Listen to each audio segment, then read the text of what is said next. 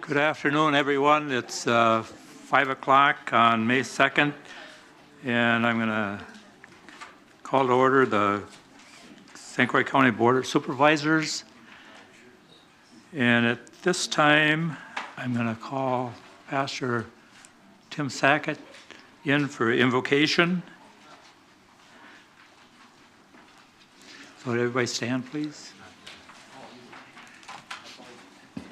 Good afternoon, everybody. Thank you, Chairman and board members, for this invitation and the privilege of being here once again.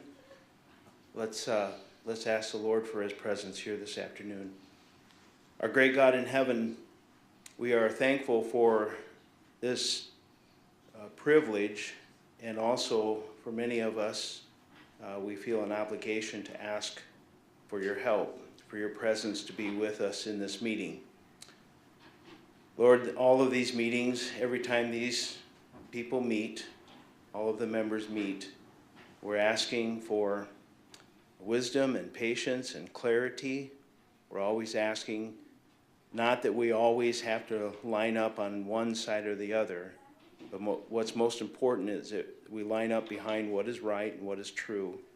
And we believe that you, our Lord in heaven, you have all the rightness and all the truth. And so your attendance in these meetings are important. And so we're asking, Lord, for you to be with us. Give everyone here today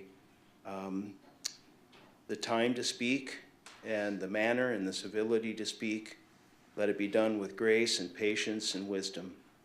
Lord, we give you thanks that we can be here today and that we can ask for your help. In Jesus' name, amen. Amen. Thank you. Would everybody join me in the Pledge of Allegiance, please? I pledge allegiance To the flag of the United States of America and to the republic for which it stands, one nation, under God, indivisible, with liberty and justice for all.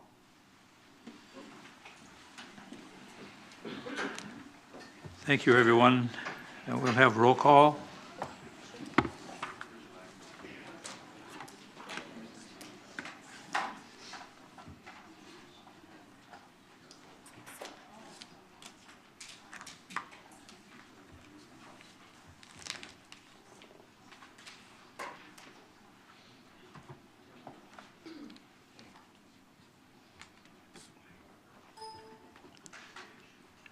Have everybody here, so thank you, everyone.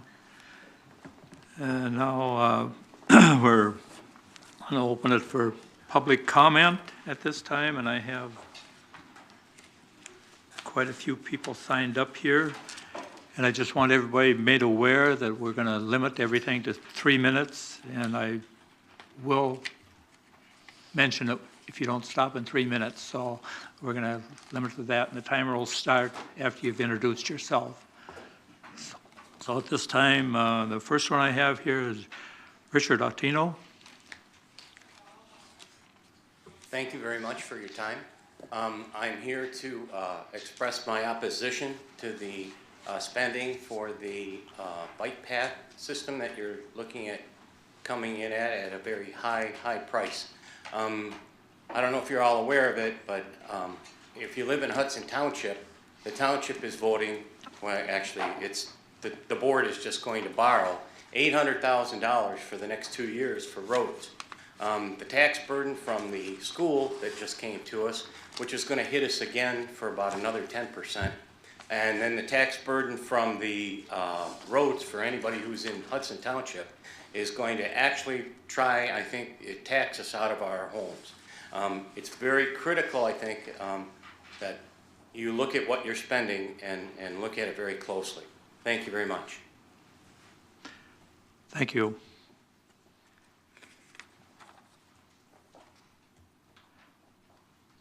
I believe this one is Mark Fanas. Is that correct? Or did I? Yes. My name is Mark Fanas. I'm the chairman of the St. Joe Township Park Department.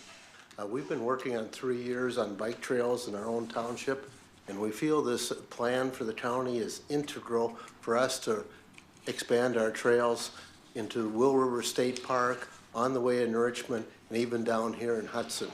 These things are a key to us apply for federal and state funding. When I walked in today, I heard that we were spending 33 million on trails. Well, I think that's kind of deceiving. Even the bike plan that we're passing here today was a $150,000 plan with 80% federally funded. That was $120,000. So if we're going to receive money federally and state on our bike plans, we need a plan like we're passing today. Thank you for your consideration. Thank you.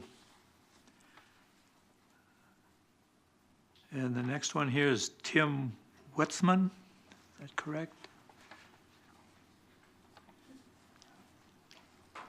Well, thank you for the opportunity to speak. My name is Tim Witzman, and I've been a resident of St. Croix County since 1982. I want to just talk a little bit personally about how bikes, and because I really want this board to support the plan. It's really a vision for the future. Bicycles are kind of woven into my family.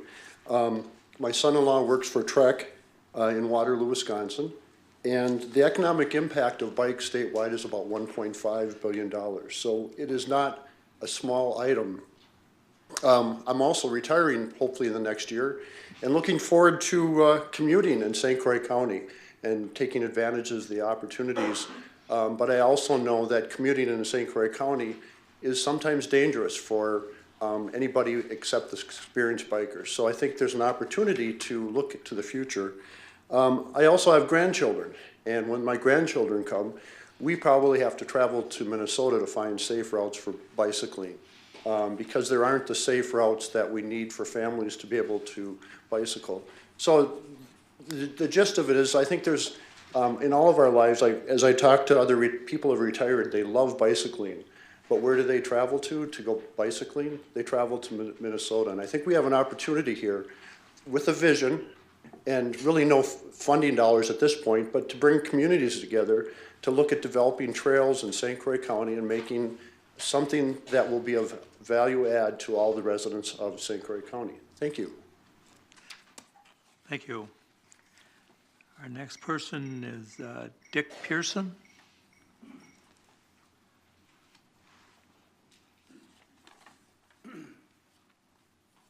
Good afternoon. My name is Dick Pearson. I guess I'm here trying to represent the taxpayer. Taxes, as you're all aware, St. Croix County, Hudson, wherever, are sky high right now. We all enjoy riding bikes and things like that. But we also have to take into consideration, if you would please, the seniors, the young people, the ones that are struggling to retain and keep their homes right now. I guess I look at this, is this a need or a want? We all want things for our grandkids and whatever, but I mean, someone in the end has to pay. And we just got nailed here in Hudson with a school bond issue that just knocked our taxes out of sight, if you will. So please take that into consideration when you vote on this thing. You're talking $33 million. By the time you're done, it may be, with land acquisition and the whole thing, you may be closer to $48, $50 million. And I think that money, if you're going to spend that kind of money, could be put to better uses. Thank you. You're welcome. Our next person is Don Wink.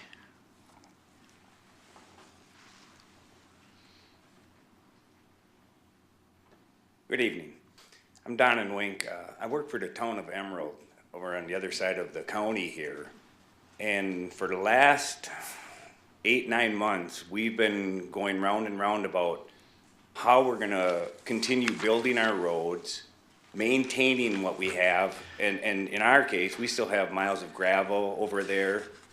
You know, and the question is this money better spent on bike trails or the infrastructure of the county?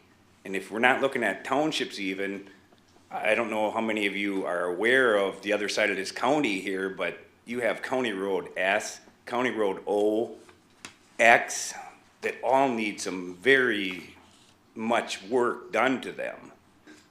Another thing that I don't know if anybody's considered is, what's the cost gonna be to maintain these bike trails over the next years? And I mean, are we gonna be hiring more county guys to go out there and cut brush and stuff? I know on the bike trail outside of Woodville there, I've seen the county down there working to cut brush, haul gravel in there and stuff. I question whether, you know, we're talking about the safety of people on bike trails. Is that more pressing than the safety of the people on the infrastructure of our roads in this county? So that's my biggest concern, is that this money could be better spent on roads, not on bike trails. Thank you. Thank you. Please, none of that until after it's done. Mike Garrity, is that correct? My name is Mark Garrity, and Mr. Chairman, I'm going to stick to my written remarks so I can stay on task here. Thank you for the opportunity to address you concerning the recommendation to adopt the bicycle and pedestrian plan. I am respectfully requesting that you approve the plan in its entirety. I appear today as a member of the St. Croix County, or the St. Croix Bike and Pedestrian Coalition, and as a private citizen. The approval of this plan is a roadmap to the future, and it is not an authorization or a commitment to spend any money. The plan itself is paid for, and more than 3.5 years of work has gone into the preparation of this plan, and I have made efforts concerning bicycling in St. Croix County for more than the past 35 years. When you consider this plan, I'm requesting that you come at it from the subject from an economic eye and take a look at it specifically. And I've provided each of you with an article. It's stapled together. The article is a summary. This is from February of 2010, and which was a report that was prepared by University of Wisconsin-Madison, Nelson Institute for Environmental Studies. Recreational biking in the state of Wisconsin generates $1.5 billion annually. That is economic activity from manufacturing, bicycle recreation and manufacturing and sales. The recreational support is $924 million per year in tourism and residential spending. Bicyclists from out of state spend $535 million per year.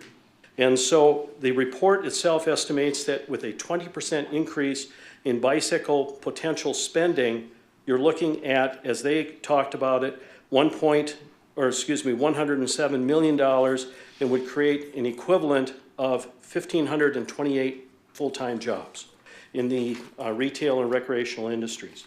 So from the standpoint, this, and I'm going to speed this up, because this is a spark. This sparks the discussion. It is a plan. It is not paying anything out for it. You've paid for it. This is what would be known as a line on a map.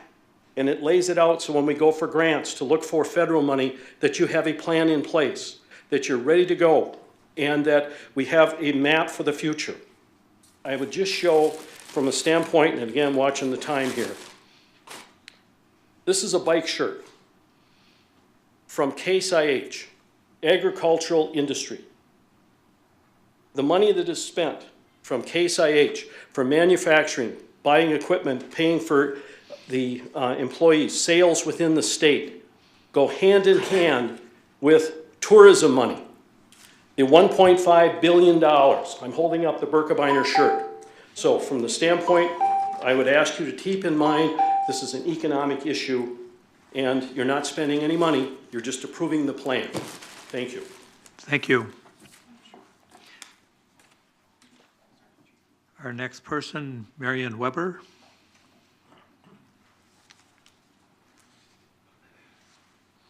Hi, I'm Marion Weber, and I'm here representing River Valley Trails and the Hudson Bicycle Pedestrian Advisory Committee.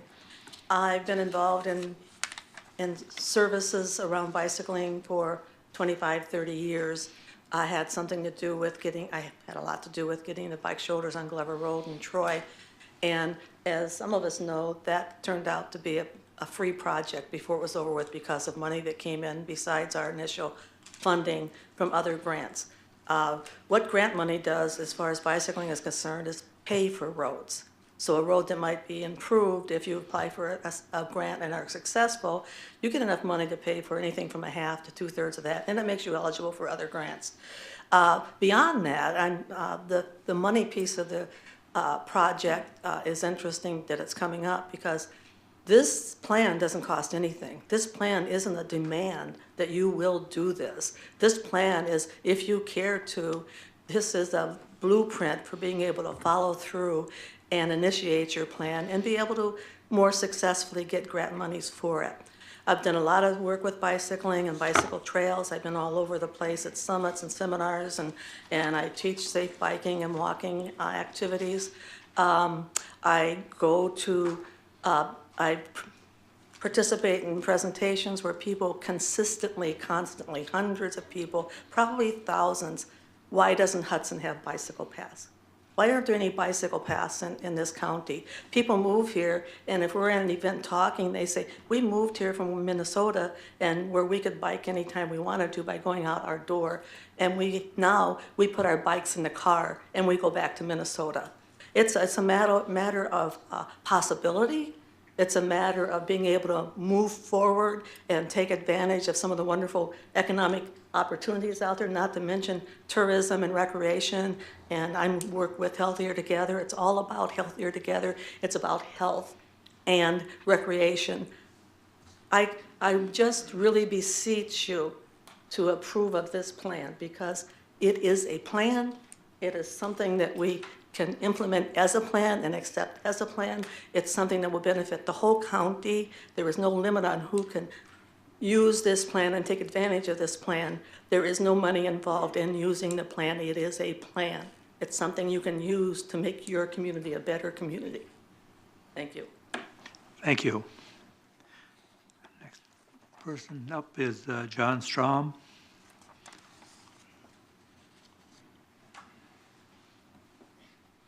Thank you. My name is John Strom. I live in the town of Forest, St. Croix County, Wisconsin.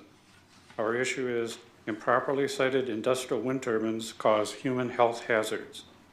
The National Institute of Health has peer-reviewed research showing vestibular damage from infrasound.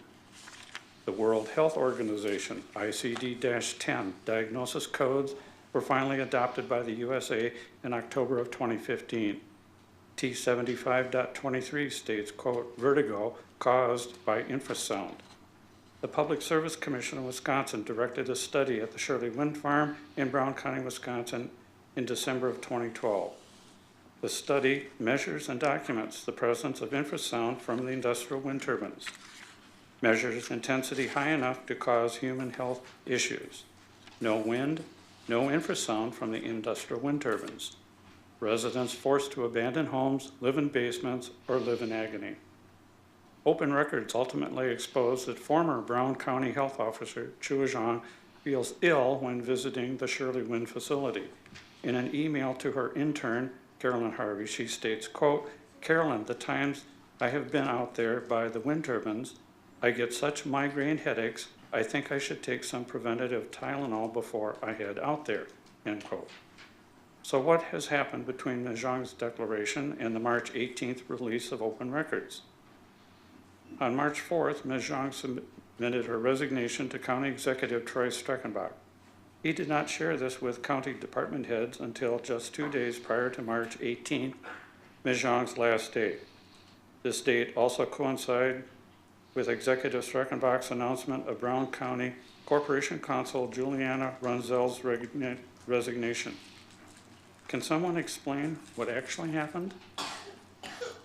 On November 10th, 2014, a letter from the state of Wisconsin from Mr. Jeff Phillips, Director, Bureau of Environmental and Occupational Health, to Mr. Jeff Erickson in Richmond states, quote, to date, DHS has been unable to identify a study design or methodology for application at the state level that could contribute useful information to the existing literature on health and wind turbines, end quote. This should be embarrassing. I have no medical degree or certificates, but I can offer a study design and methodology that would clearly show the health hazard.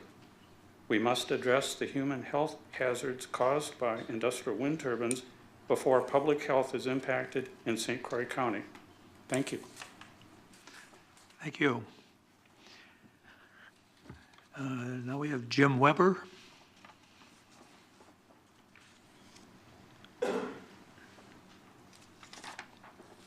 Thank you for this opportunity to speak. I'm Jim Weber, member of River Valley Trails, and also president of the Hudson City Council. I guess the points that have been made are, I can just reinforce them, is the plan does not call for you to spend any money. The plan now makes it possible for individuals, for groups, for nonprofits, for a city to actually go out and apply for federal monies, for state monies, and particularly for grants from private entities. That cannot happen without a plan in place. You will have no credibility if you say we're going to build this from here to here, and they say why, where are you connecting to, what's the basis for this, is this a good place? But the plan gives you that information. So it's been well done, well thought out. We've been a lot of years put into keeping this activity alive until this plan development began. There was the interest is so strong is that 3 years ago, just when we were talking about the plan, is that River Valley Trails was asked by a local foundation to come up with a trail plan that they were willing to fund to the tune of $200,000. Unfortunately, we really said that we're not ready, because we know where we want to put it, but the whole background is not there. There is not enough depth of information. There's not enough connectivity, which is an important characteristic. So the money is available. People are sitting, even locally, there's a lot of money available to go ahead and move along with this. But we need the plan in place so we can do it with saying, yeah, we have an agreement. This is a general way we're going to move ahead. Thank you. Thank you for that. I have a Diane Keel, and she wants me to read this for her, so I'll read it. I am not in favor of the spending any more money in 2017 and 2018 by adding to our already excessive budget. Thank you.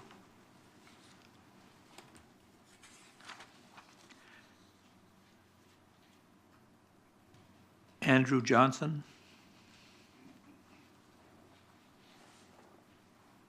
Good afternoon. My name is Andre Johnson, and thank you for entertaining my comments this evening. I ride a bicycle both for recreation and for transportation.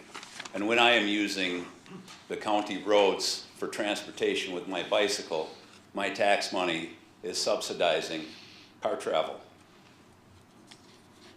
I have traveled much of the country by bike. I have seen the economic impact, positive economic impact, the trails have made in towns from outside of Pittsburgh, closer, Lanesboro, Minnesota, towns that had pretty much been written off, lost all of their industry, and are surviving primarily on money given by cyclists that are traveling through their towns on trails. Closer to home, Minneapolis is well known as a bicycle mecca for North America. And people that, when I go to ride recreationally, I typically put my bike on the back of my vehicle, drive to Minneapolis, and spend my money there. Even closer to home, Stillwater, Minnesota is looking to go big time into bike trails. They have developed trails around the town. They are currently developing hotel infrastructure that's specifically designed towards bicycling. And they're interested in moving, having Western Wisconsin accessible as well. And if there's a town that knows something about courting tourist dollars, I believe Stillwater is exemplary. And thank you. Thank you. Susan Hauser, is that correct?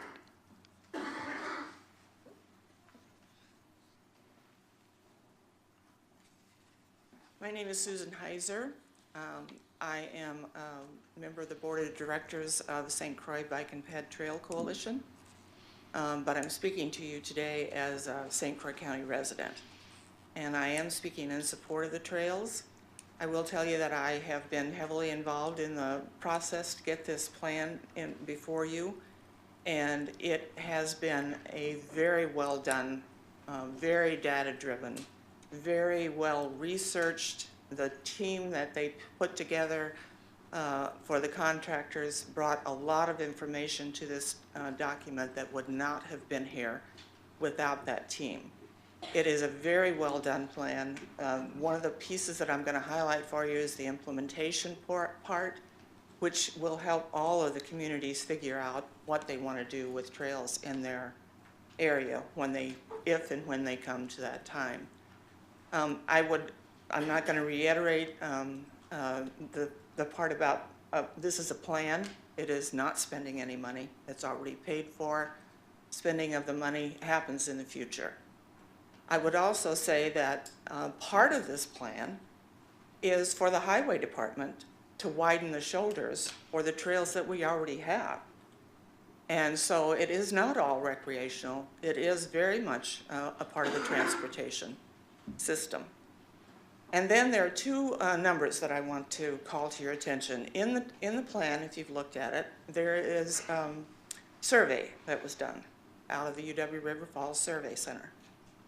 And there are numbers in there, and how you interpret those numbers is up to you. But two of them that are there for you to see is 32% of the people in this county wouldn't ride a bicycle if the trail went in front of their house. But 66% want to ride a bicycle in St. Croix County. And this number doesn't appear there. If you discard the people who don't want to ride a bicycle, and we don't want to discard them because we like to get them out on the trails riding for health reasons and transportation, but if you discard them and you look at just the 2/3 of the people who want to ride a bicycle in St. Croix County, 79% of those people want safer trails. So regardless of whether you live in the eastern part of the county where maybe you're never going to have a trail, or in the western part of the county, which is more trail oriented at this point in time, it seems like that's a mandate for all of you. 66% of the people want to ride a bicycle, and 79% of those people want safer trails. And the other piece of information that everybody talks about in favor of trails is the economic development piece. And I would just say it's good for St. Croix County. Thank you. Thank you. Thank you.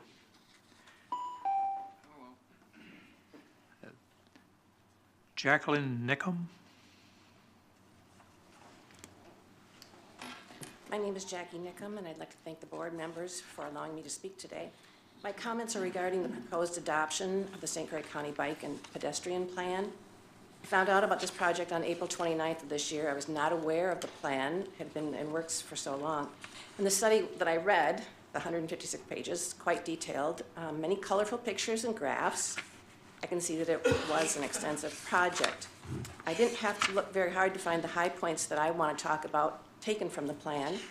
Page 22 of the plan recommends 102 miles of new bikeways and trails.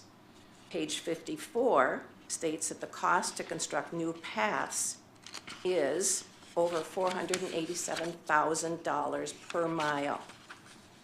Page 4 of the plan describes one study. There was one study to affirm the benefit. Found that every $1 million in spending on off-road paths and shoulders generated an annual $9 million worth of economic activity linked to bicycle tourism for each year, and that is an annual 9-to-1 return on investment. Only problem, that study was done at the Outer Banks of North Carolina. It's a well-known tourist area. Most of our county is rural and not well known as a tourist destination. Also, they have a milder climate. But folks, we need to pay for this, and you and I both know that the bulk of this funding will come from taxpayers. The plan does list other sources of income to support it: grants, taxpayer funding, by the way, charitable contributions, user fees, and sales tax. Once you construct these paths, they will need maintenance. That will be a never-ending cost to the county. I'm not even going to go into the section that was activating the strategy. You can read that on page 76 of the plan. I just want to ask a couple of rhetorical questions. How many in this room use the bike paths? How many of you sitting here today in your circle of friends will use the bike paths? No people. As I looked at the St. Croix County budget for 2017, I see that the budget is $84.7 million. The cost of this plan, the plan that I read, $33.2 million. That's more than 1/3 of the annual county budget. Ladies and gentlemen, I am against improvement. I'm not against improvements to our county. I am against funding projects that will benefit only a few, but all of the residents will be paying with an increase in taxes. I urge you to vote no on the bike pedestrian plan. Thank you. Our next person is Janet Sapirik.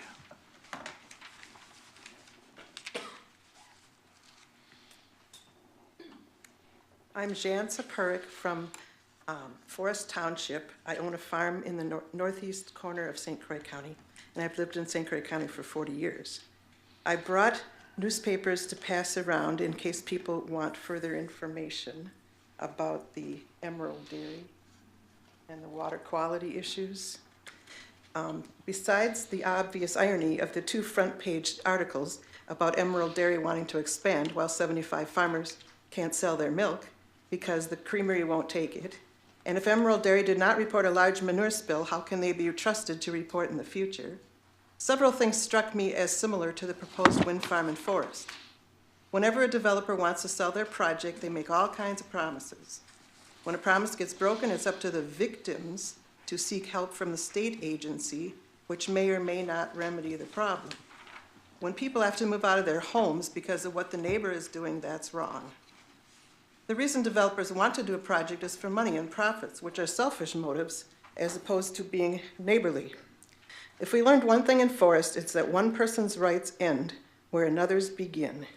Ideally, this would be at the property line, since an owner receives the use and enjoyment of their property upon buying it, as it states on the purchase contract. Sometimes a neighbor does not act neighborly, but instead acts selfishly, showing no respect for the property owner's rights. Manure polluting underground water may be less visible than other forms of property rights infringements, but we are big on property rights in this country. My lawyers have said that no trespassing is a property owner's absolute right, non-negotiable. I consider air and water pollution to be trespassing, as it interferes with the owner's use and enjoyment of their property. The largest processor in Wisconsin canceled a contract for 12 cows, so allowing any dairy to expand is unnecessary. A business should have a decent business plan. Would that include a plan to sell their product? That was the case with the proposed wind farm also. They did not have a power purchase agreement in place. The first requirement for any application is to tell the truth. If Emerald Dairy can't report the current inadequacies with 1,750 cows, why? Did they think it wouldn't look good on their application to more than triple their manure production? The wind farm developer tried to deny and absolve themselves of prior problems at their previous project. Emerald is lucky to have county zoning. The purpose of zoning is to keep like uses together. It's a challenge when unlike uses abut and the state overrides local control. A landowner in forest called it using my property as a buffer zone. If we want St. Croix County to be a nice place to live, it starts with not crapping on the neighbor. Thank you. Thomas Spaniard. Thank you for this opportunity to speak. I'm Thomas Spaniel. I'm the town board chairman of the town of St. Joseph, the epicenter of the bike and pedestrian trail plan. Over 5 years ago, the town updated its outdoor recreation plan, which included public hearings and included a section on developing trails within the town of St. Joseph. 3 years ago, for the first time ever, the town of St. Joseph created a bike and pedestrian trail plan. We did that through public hearings. We've recently updated the outdoor recreation plan, changed some routes and some language, and we've recently updated the bike and pedestrian trail plan, although it's only 3 years old. We recently adopted a brand-new comprehensive plan for the next 20 years. We adopted that in December of 2016. Included in that comprehensive plan is the acceptance of the town's outdoor recreation plan and the town's bike and pedestrian trail plan. All of these, especially the comprehensive plan, has gone through significant public hearings. In your packets, you will notice that there is a resolution that was passed by the Town of St. Joseph Town Board, and we recommend support of the St. Croix County Bike and Pedestrian Plan. We understand that this plan is a multi-year plan. It's not a one-year plan. The expenditures, wherever they come from, is not going to occur in 1 year. We have the intelligence to understand that the town, when we build a trail, we can't build all our trails in 1 year. We know that we have to apply for grants, and multiple grants, whether they be federal, whether they be state, or whether they be from independent businesses like 3M Company or whoever, that we can go after this funding. Had we known 6 years ago what we know today, when we upgraded 140th Avenue, or we upgraded the southern part of Perch Lake Road, while we were doing that, we would have had the foresight to say, you know what, we need to widen this road by 2 feet on each side so we could accommodate the lanes. So it was lack of planning back several years ago that kind of put us in this dilemma. Going through, as a matter of fact, 9 years ago, when we upgraded about 10 or 12 miles of road, we didn't widen the appropriate roads like 60th Street. So we made some errors, which is why we are so dependent upon planning. And that's why the town of St. Joseph encourages all of you to vote in favor of this plan, because it gives us the roadmap as we go forward. Thank you very much. Thank you. Next one, Steve Nielsen.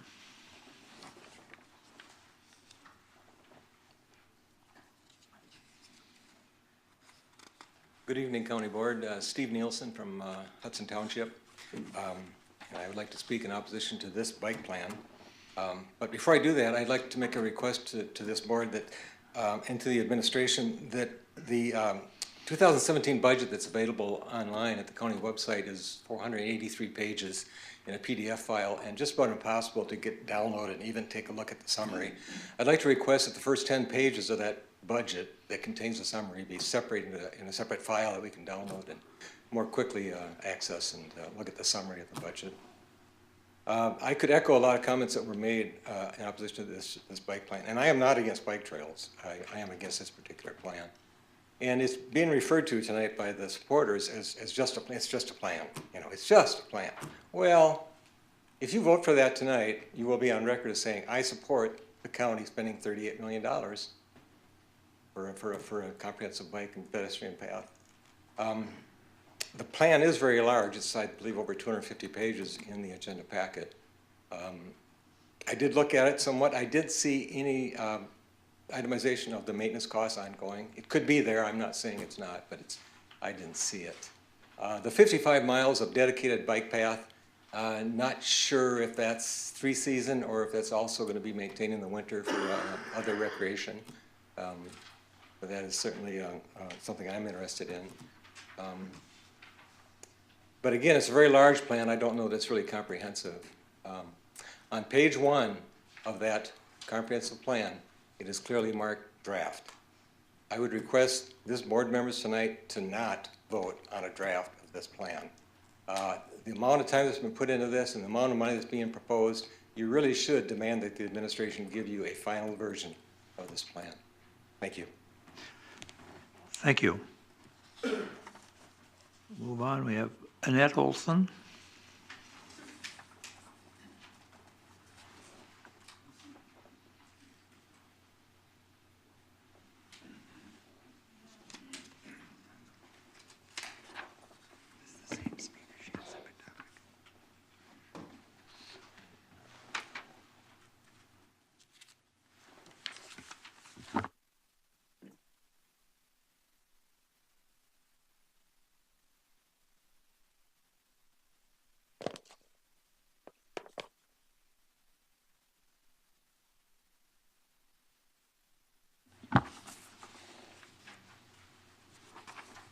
Good evening. Go ahead.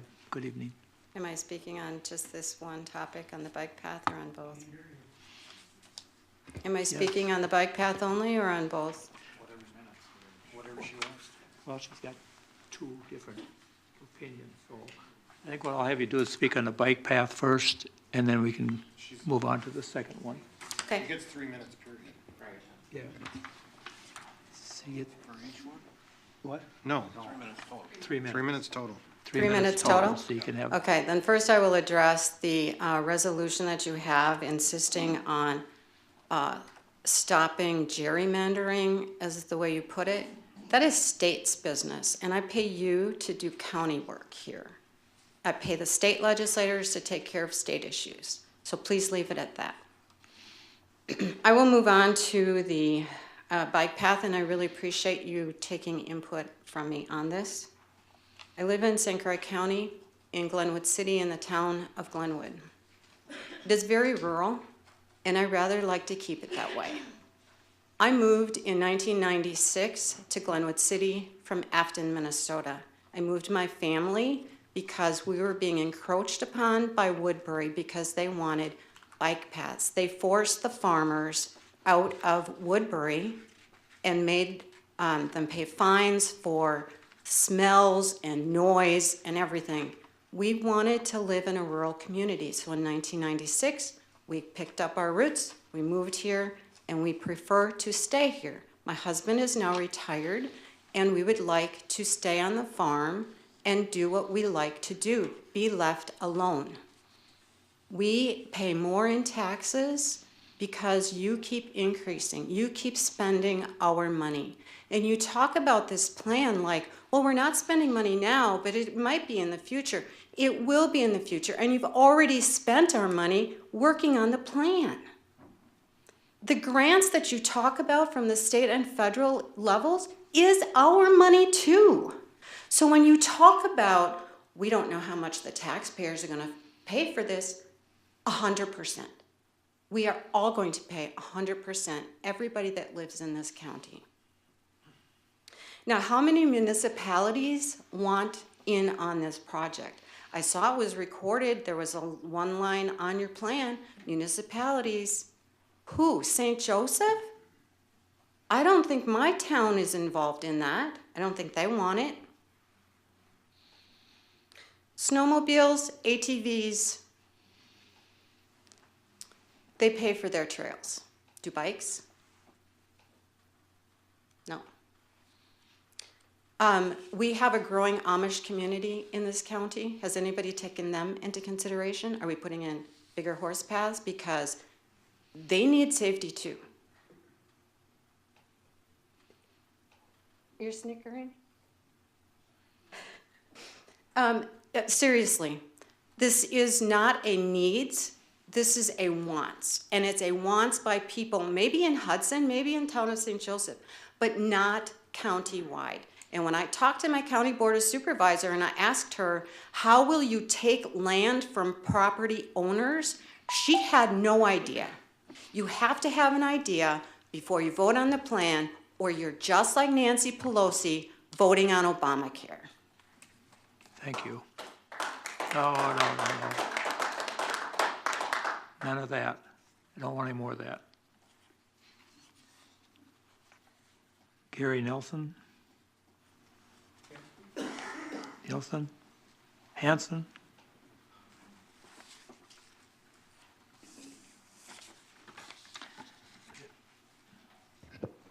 Thank you. My name's Gary Hanson. I live in the town of Star Prairie in your district, Mr. Larson.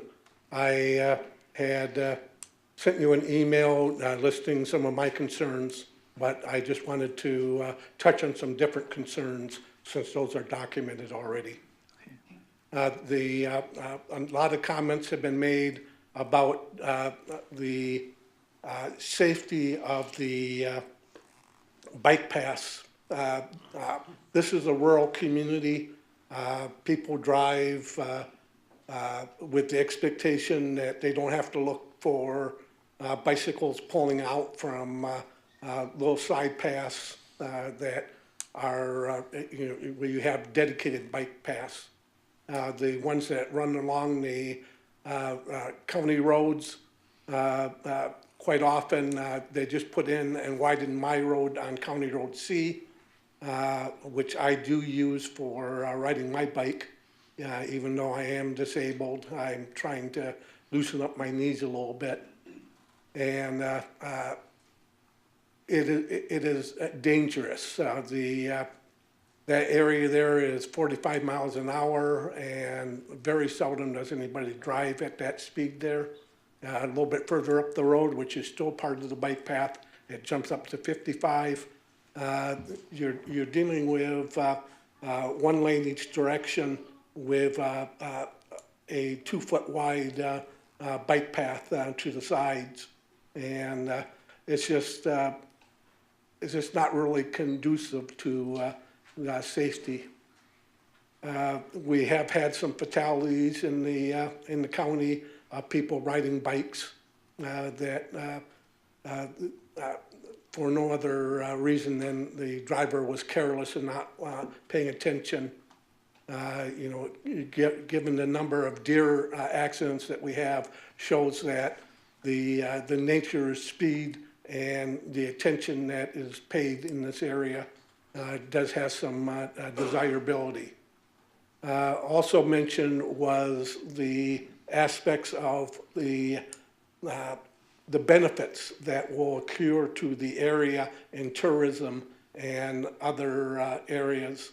One of the things that, if you dig into those numbers, like I did in the state of Minnesota, they include the maintenance costs on the upkeep of their pathways as part of the economic benefit that is accruing to. So, you're using the costs that are inherent in it as something that's going to benefit us economically. It would benefit us even more if you didn't spend it in the first place. Thank you. Thank you. We have a Mitch Lewis.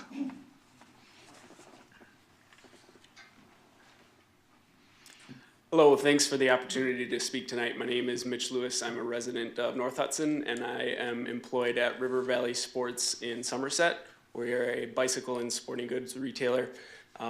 Just wanted to speak on behalf of most of our customers in the bike shop. Most of our customers ride for recreation and for fitness, and an overwhelming majority don't feel safe riding on roads with automobile traffic. So just wanted to voice our support for the bike and ped plan. And if to those who spoke tonight in opposition, if any of you would like to come and take a ride with me, I'd love to go for a bike ride with you, and we can talk about our issues and differences and see if we can find some common ground. But just come find me after the meeting. Thanks. That was the end of our comments from anybody. I want to thank everybody for their comments tonight. But we're still open. Is there anybody else that has a public comment they would like to make? Still open for public comment if there's any more.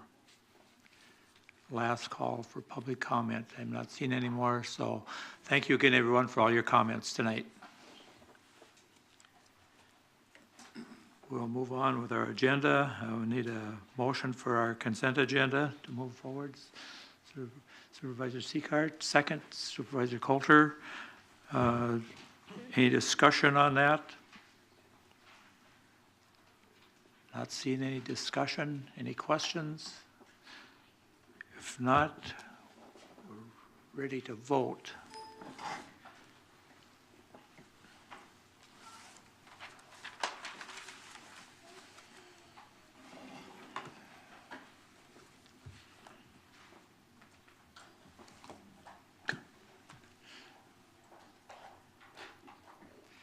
That was all yeses. Thank you. Presentations and recognitions. Turn this. Pat, do you have some? Sure, we have a couple this evening, Mr. Chairman, members of the board. I'd like to introduce Ellen Denzer and her staff that will be introducing the Conservation Speaking Award winners this evening. I think we have a couple members of the Rocky Branch, River Falls School District, and the Rivercrest Elementary School in the Hudson School District. So did you want to make the introductions? I will do that. Yep, thank you. Good afternoon or evening. My name is Alicia Miller. I am the Information and Education Specialist for the Resource Management Division of the Community Development Department. And I have the pleasure of doing environmental education programs throughout the county. Just to give you a little bit of knowledge of how extensive we are, last year I made 6,187 contacts with students and people throughout the county. And one of my favorite things, actually 3 of my favorite things, are here tonight. We have quite a few programs. One of them is the Conservation Speech Contest. One of them is the Conservation Poster Contest, and another contest called the Envirothon. And all 3 get students involved. We were pretty lucky this year. We had many posters submitted to our county contest. And the winners at our county contest went on to the area contest, where they again took first. And they went on to the state contest, and they took second and third at state. So, Callie and Luke, will you come over here and show everyone your posters? So Luke Heidinger, he is a 3rd grader, am I right? 3rd grader, it's 3rd and 4th, so I asked. 3rd grader at Rivercrest Elementary School. And he took 2nd place with his poster. And our theme this year was Healthy Soils Are Full of Life. I want to turn it around, show everyone in the audience. They'd like to see too. It's. There you go. I love the carrot. It's my favorite. Carrot's my favorite. Thank you, Luke. And then we have his sister, Callie, who is in 1st grade at Rivercrest Elementary School. And again, the same theme. Healthy Soils Are Full of Life, and she took 3rd place at state contest. So that was very cool too. Can you turn around and show everyone over there? There you go. So thank you for coming and showing tonight, because we think you're pretty awesome for coming and participating.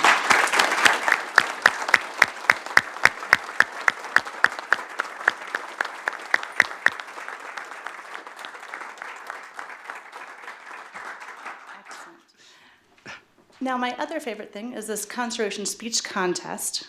And again, our 1st place speaker at this area, at the county contest went on to the area contest, and she again took 1st. And she went on to the state contest, and she came in 2nd. So Lily Jensen, would you come up here, please? Lily Jensen is a 5th grader from Rocky Branch Elementary School, and she is going to share her speech with us today. They're handheld.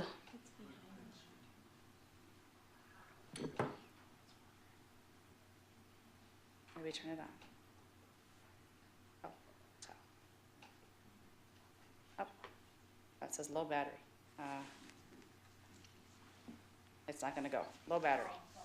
There you go. I think it'll be good.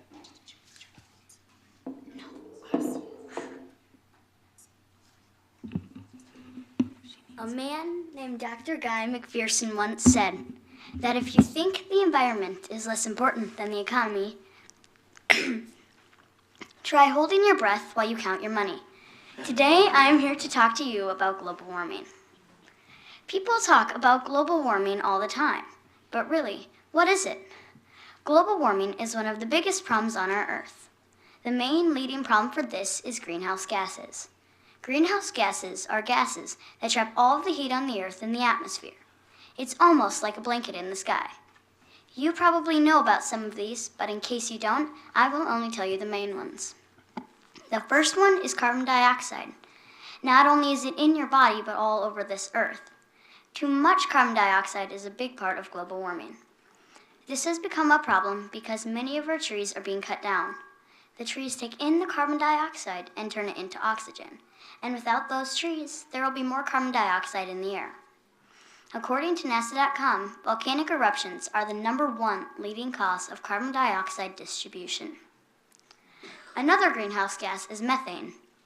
This is a problem because according to EDF.org, this greenhouse gas is more potent than carbon dioxide. How, you ask? This is a primary component of natural gas to be burned for fuel. If this is emitted into the air before it can be burned, such as through a leaky pipe, it can absorb all the sun's heat warming the atmosphere. Now, of course, burning fossil fuels is a leading cause of greenhouse gas distribution. This includes driving trains, planes, and automobiles. Using electricity also contributes to this problem. These greenhouse gases have increased in tens of years, and there have been many problems since. One of them is that the sea level has risen 6.7 inches in the last century because all of the glaciers keep melting. Glaciers have also been putting more fresh water into the oceans. The record of low temperatures is decreasing, and higher temperatures are increasing. According to Wiki.com, Wisconsin's Initiative on Climate Change Impact, a big problem in Wisconsin is that geese have been arriving earlier, along with other animals. This is a problem because it messes up the migration patterns. Now, how many of you like snow? How many of you would be disappointed if you knew that the snow cover in Wisconsin has decreased over the past 5 centuries? Now, I know some of you don't like cold weather, but if there isn't, it'll mess up the spring freeze and the fall frost. Also, up in Douglas, Burnett, and Washburn counties, their winters have warmed by 4.5 degrees. Most people like warm weather, but what if it was all the time? We would have a big problem on our hands. Wisconsin has been seeing fewer extreme cold days and 20 fewer nights below zero. I'm not talking about the whole world, I'm talking about right here in Wisconsin. Not only that, but Wisconsin's annual precipitation level has increased by 3 inches of more rain in a year. University of Wisconsin-Madison has also learned that the consequences of global warming become worse in the coming years. I want to fix this problem, but I can't do it alone. I'm going to need your help. Here's some solutions so you can help me save our Earth. Some solutions to this problem, according to Scientific American, is not cut down as many trees. Now, I know probably most of you don't work at a logging company, but here's a way you can help with this. You can use less paper products, such as regular paper, paper towels, and many more. Another solution is to not burn as many fossil fuels, such as coal, oil, and natural gas. One way to help with this is to not use much electricity. This helps because when we don't use much electricity, not as many fossil fuels have to be used and burned. Now, if you're all still with me, I'm to give you one more solution. Transportation. This is the second leading cause of global warming. The car exhaust puts more greenhouse gases into the air, such as carbon monoxide, and this can be dangerous for you and the environment. You can change this by walking or biking to work. Or, if you live in the city, you can hail a taxi or carpool. All right, let's go over what we learned. Number 1, we learned about the main greenhouse gases and how they warm our atmosphere. Number 2, we learned about Wisconsin and how it affects our state. And finally, number 3, we learned some solutions such as to carpool and useless paper items. If you love our 4 seasons, snow, and change, then I suggest you help me prevent these greenhouse gases. If we use those solutions, then I think we can help save our Earth. Thank you.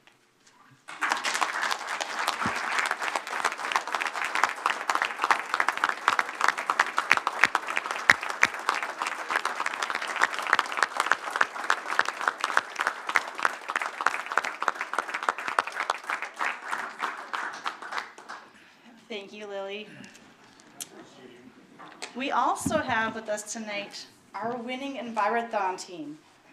It's just been so great for me this year. So the Wisconsin Envirothon is a high school competition, and these students have worked all year long to study on different topics in forestry, land use, soils, water quality, biology, wildlife, and then a current topic. And they would like to present their topic to you tonight, which actually this year's current topic happened to be on CAFOs, which is kind of ironic for us here today. And while they did not win the Envirothon, they were the top scoring FFA team, which means that the Hudson FFA will be representing Wisconsin at the Natural Resources Test in October for the FFA National Convention. Did I get that right? Yep. Awesome. So you guys can come on over here.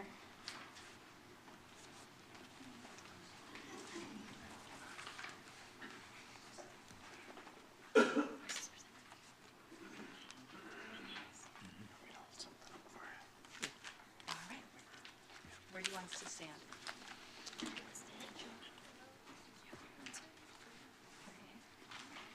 Here? Oops. This way? Yeah. It's all right.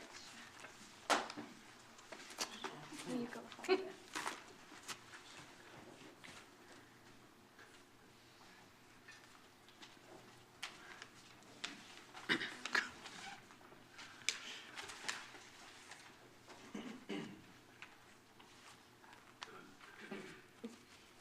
Hello, we are with the Save Our Water Group, and I'm Rachel Ball, the county hydrologist. I'm Kristen, the county agronomist. And I'm Emily, the local extension agent. I'm Mac, the county geologist. We're here to teach you about our county's water issues and how we can help solve them. So, as you may know, our water is in trouble. 35% of the wells tested in Franklin County have over 10 parts per million of nitrates, and we haven't even tested all of them. This level of nitrogen has been known to cause a condition called methemoglobinemia or blue baby syndrome.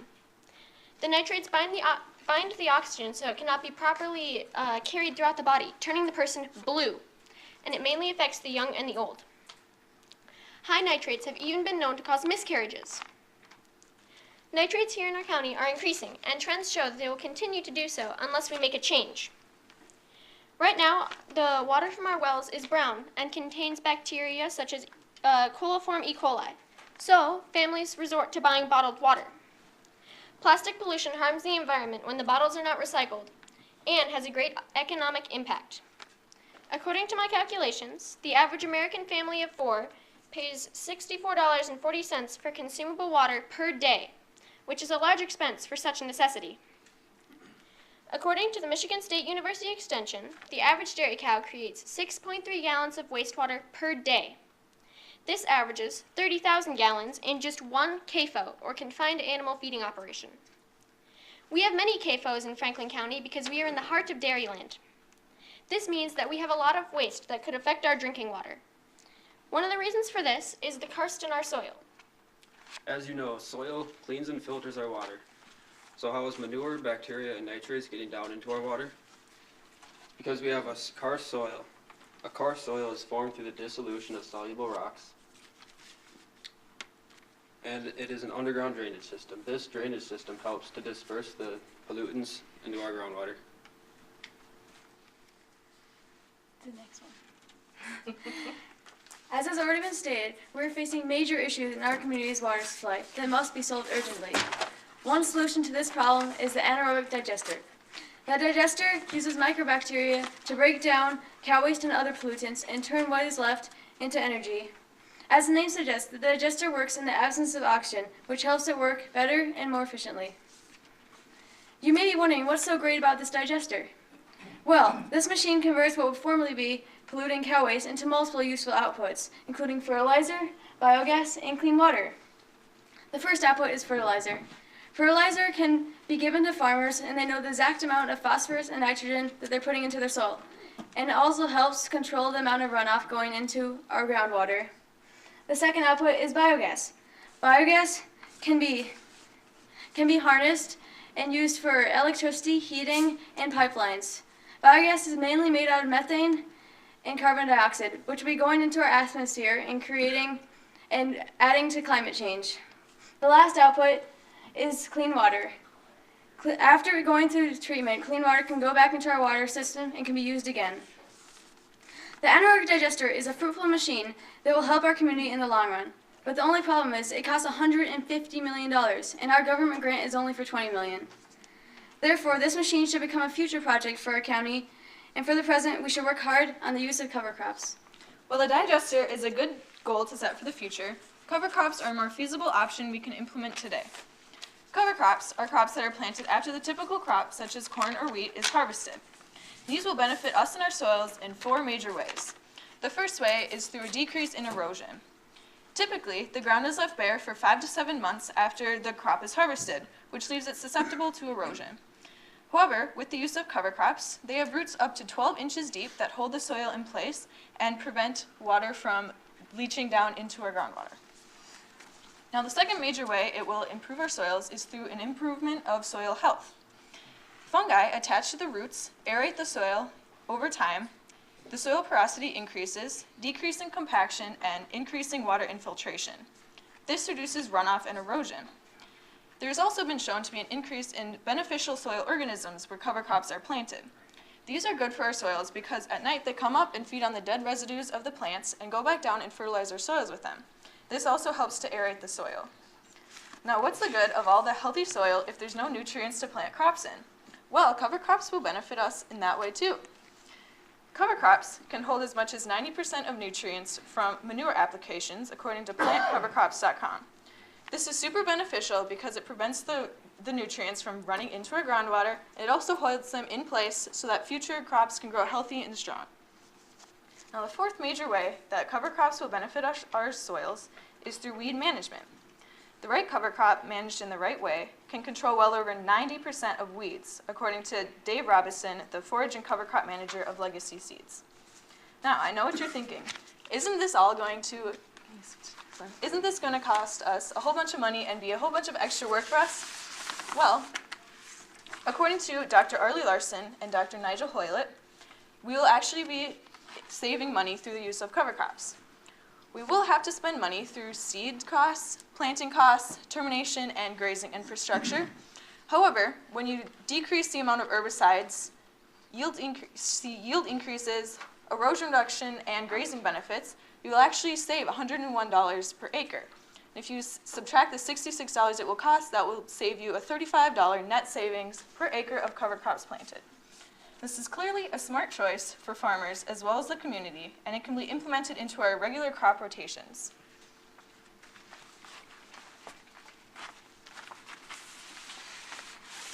So, every year, farmers rotate the crops they plant in their fields, which adds nutrients back to the soil that the previous crop exhausted.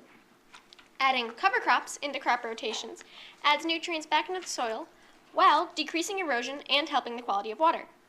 With your current dairy crop rotation, cover crops could easily be incorporated. A farmer could plant the cover crop, such as alfalfa, clover, winter wheat, annual rye, or buckwheat, after harvesting corn silage in the first week of September. According to the University of Wisconsin Extension, one farm can receive a cost share from the Natural Resources Conservation Service for the first 3 years. Combining cover crops and crop rotations benefits everyone because the farmer is able to plant 2 crops per year, the soil gets its nutrients replenished, and organizations are willing to assist farmers financially with the costs associated. We have ideas for how we can make this beneficial to not only our farmers, but also our community. So here's our plan. We'd like to form a coalition like Yahara Pride. Yahara Pride is a Wisconsin-based farmer-owned coalition started in 2010. A coalition's main goals are to protect our soil and water quality while saving farmers money. They do this in many ways, like increasing farmer buying power and sharing new sustainable agricultural strategies, like implementing cover crops. It also encourages farmers to use more environmentally friendly practices by rewarding their good stewardship. We could offer workshops to farmers and citizens alike how to monitor their water quality. We could create a website to give farmers and citizens information on sustainable water and soil conservation practices. Or we could seek out grant opportunities through organizations like the NRCS, the National Resources Conservation Services, and the USDA, the United States Department of Agriculture, to give financial relief to farmers incorporating sustainable practices. This plan would provide information on the health and quality of our water, creating a win-win for both farmers and the community. As you can see, we are facing major issues in our communities. As you can see, this is a great plan for our future. And the anaerobic digester is also a great plan. But in the time it will take us to raise $130 million, it may be too late. This is why we recommend farmers start implementing cover crops into their crop rotations. This will help enrich the soil and create a better yield for that season. Overall, together we can benefit our community, save money, and save our water. Thank you and have a great evening.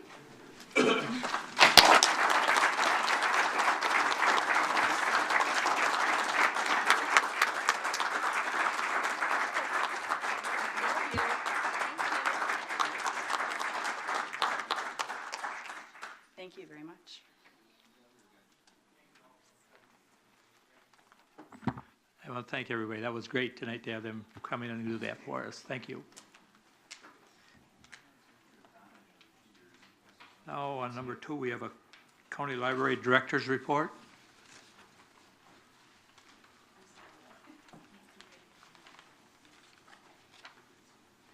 I hope I have something. Okay.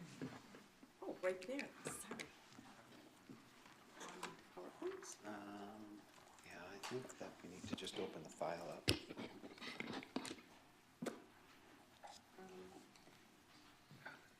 Just click here. And then go to, where's your, it's not showing up.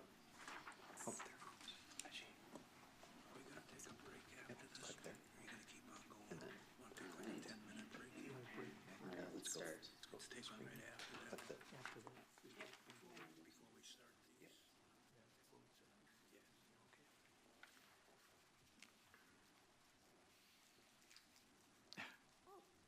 Well, that was fast. Okay. Hello, I am Nancy Miller. I am the director of the River Falls Public Library, and I am also the current chair of the St. Croix County Library Planning Committee. Thank you for the opportunity to speak to you tonight about public libraries. I wanted to talk very quickly about some of the ways in which libraries serve the many people in our county beyond the statistics of what checks out over the desk. So that's why I said more than just a warehouse for books, and we do provide relevant service for the people of St. Croix County. Here's a list of the 11 libraries, public libraries within St. Croix County. We are in a variety of sizes and cover the entire county, which is really good. That doesn't happen everywhere. I want to quickly talk about early literacy, equal access, lifelong learning, STEM and STEAM activities, community engagement, and outreach. Early literacy, as most of you probably know, the libraries all provide some kind of a story time for preschoolers that covers children anywhere from birth to 5. Many of the libraries also do 1,000 books before kindergarten, which encourages parents to read with their children. It helps those young children with basic language skills, better concentration, increased vocabulary, that learning sequencing, left to right, imagination, empathy. Children who are read to are better prepared for school, and this is one of our graduates of 1,000 books before kindergarten. Numerous studies show that children have a slide during the summer. They've got those 3 months old or off, and if they're not reading something sometime, they tend to lose vocabulary, they lose skills. Our summer reading programs, which happen at all of our public libraries, help prevent that. They provide an opportunity not only to build community, but also to experience STEAM and STEM activities as well. I want to talk briefly also about equal access, helping to bridge that digital divide. On this side of the county, we're lucky in that we have a lot of internet, we have connectivity, but personally, I live in a hole. I don't have internet access where I live. So it's not out there for everybody. Your public library provides computer and internet access, including Wi-Fi, to the public. It's particularly important for those who have limited access at home. So people use these, they bring in their own laptops, or they use the public computers, which all of our libraries have, for job applications, tax forms, FAFSA, distance learning. We also do a lot of test proctoring for people who are doing distance education, staying in touch with family through Skype and whatnot, and student homework. So many kids have their own little laptop or tablet now, and some of them, again, do not have access, and they come to the library so that they can hook into the school system. We provide access to a lot of projectors, screens, iPads, Chromebooks. These are just the few of the things that you can actually take out of the library. In River Falls, we now have a jumbo screen that you can use outdoors. That got the most love on our Facebook page of anything we've ever put out there. But there are a lot of different things, and also so you can try them out before you perhaps buy something. And in another effort, we are working, River Falls and New Richmond currently have hotspot devices that patrons can check out and take home for a week or 2 weeks. This has proved great for people who are traveling, but also I will give you the story that we gave at the recent joint finance listening session.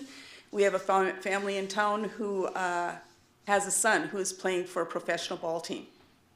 Now, he is playing AA ball. They can't get those games. They can't get them on, but they are able to borrow a hotspot and then get reception to get the cable channels that are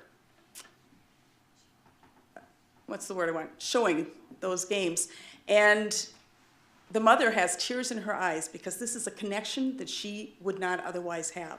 So it's a really wonderful thing. Other libraries are working on this in our county. It's also something that's happening statewide.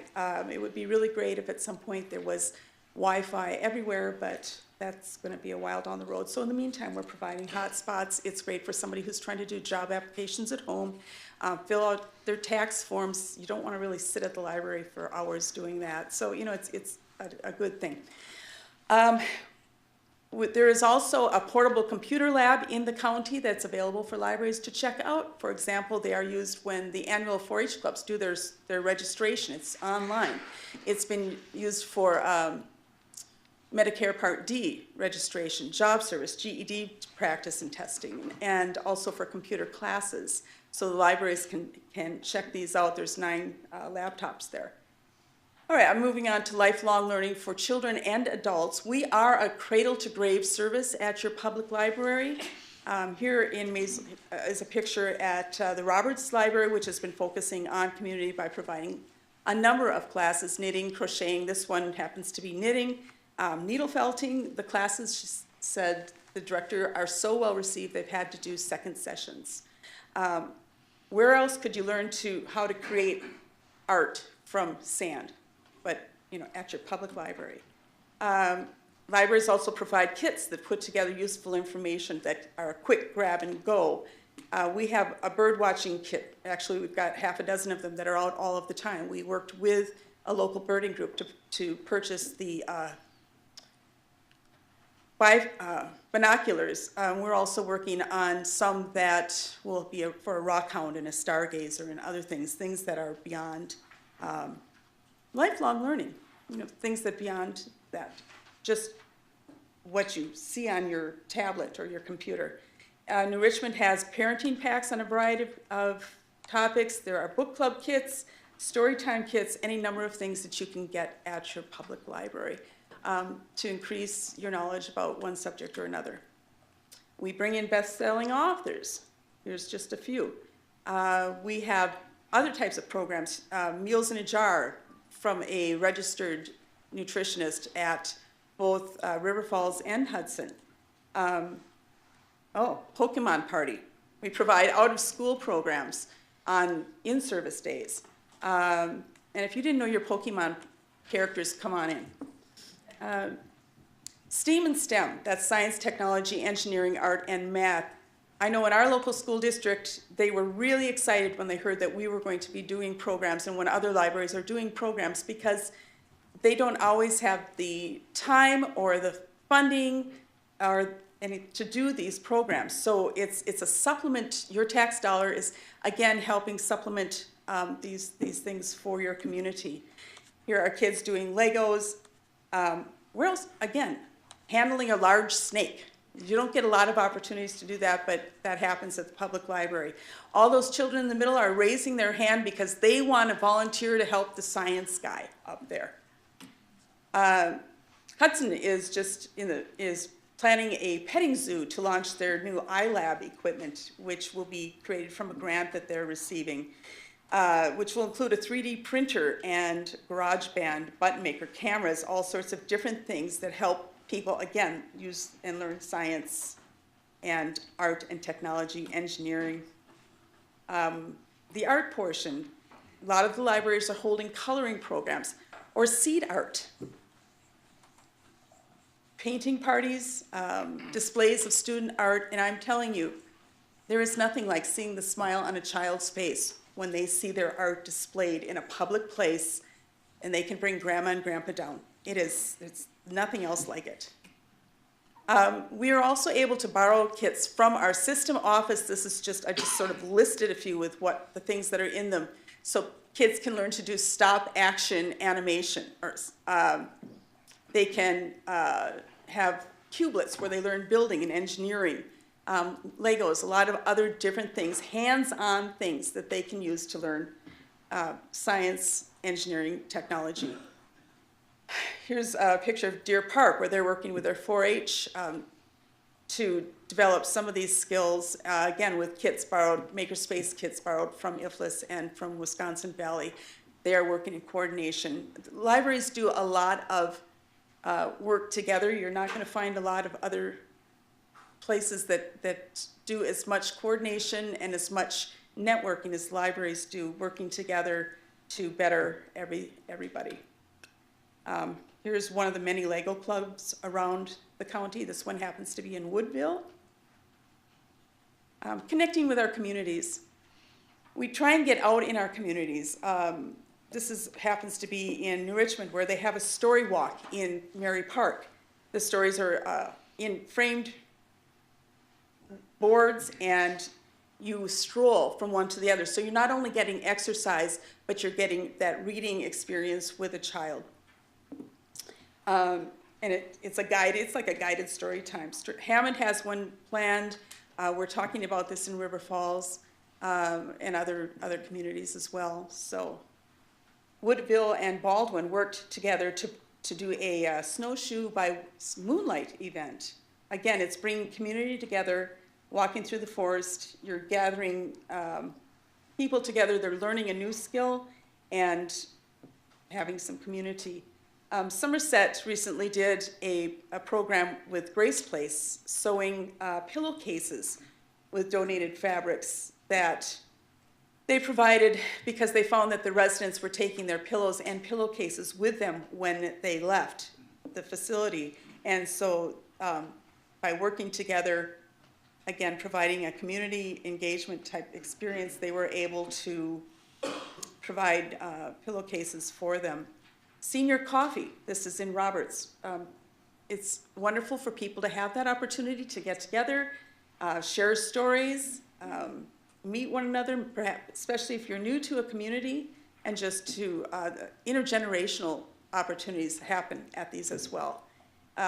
Also with seniors, Spring Valley has partnered with the Spring Valley Seniors Staying Put to help bring library service to homebound seniors or those who maybe cannot get out to the libraries. River Falls has started visiting 3 of the assisted living facilities, providing not only books but also a monthly program, a movie discussion, trivia, coloring, whatever.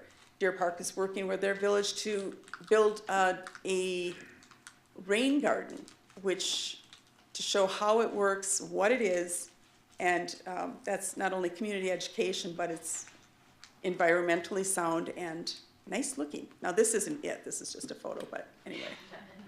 So we provide opportunities to gather for dance parties, for New Year's Eve, extremely popular with parents because then the kids didn't need to stay up till midnight with them.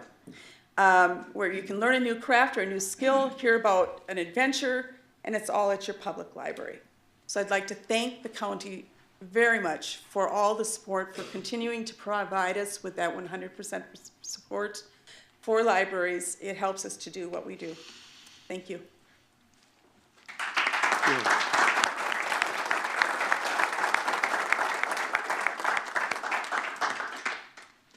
Thank you. We're going to move on to our next item, is Ground and Surface Water Quality Study Group Report, and I'll turn that over to Supervisor Long. And thank you. I'll be brief, and I'm sorry I don't have any posters or anything to show you. So. We've been really getting an incredible volume of information over the last couple of months. You got a little snippet from our FFA friends. That kind of gives you a little taste for all of the information that we've been getting. We've been hearing from a variety of industry experts geologists, hydrologists, research microbiologists, land use specialists, conservation planners, a lot of outside experts, and a number of presentations from internal people from our community development department as well. So it's great that we have a wealth of information right here within that community development department. We have identified that, there are a variety of potential sources for contamination in addition to CAFOs, so we're trying to really keep an open mind and look at all the potential sources. And as you heard from our FFA friends, a lot has to do with a variety of factors. A few that we've heard a lot about: soil texture, soil depth to bedrock, loading rates, removal rates, significance of crop rotation that you heard tonight, presence of karst, sinkholes, and trust me, the list goes on. We're about halfway through. We still have more information to get, a number of presentations yet to hear. So we're not really in any position to make any specific recommendations, but there are clearly a number of things that are kind of floating to the top in terms of things that have pretty good potential for helping our water quality issues. I also want to mention that the group that we have, the study group, is really very well balanced. We have a lot of different interests represented. We have some small farmers. We have CAFOs represented, as well as us non-farmers. So that's, I think, has been really good to provide balance and make sure that we're considering everybody's a variety of different interests. I do want to acknowledge the Community Development Department. Ellen and her crew have been really great. They've been tracking with us all the way. And I really think that with their help and their level of expertise, that we will be able to come up with some very solid and meaningful recommendations in terms of not only creating a baseline for where we're at today, but things that we can do to help minimize contamination and improve our water quality. And we have had a certain amount of focus, by the way, on the Emerald Township area and some of the issues that they've had there. So that's clearly been a focus of the group. I also want to mention really quickly that if you go on the county's website in the community development area, all of the presentations that we've had thus far are posted there, the PowerPoint presentations. And then, of course, all of the meetings have video posted as well if you're interested in getting more information. So stay tuned, we're getting there. I'd like to invite Supervisor Ring and Schoberg if they'd like to add any additional comments. I think you've done a good job of covering the basics. We will come back with some findings and recommendations in summary form. So thanks. And I agree, it's a very good committee, and we've had a lot of very good support from our staff.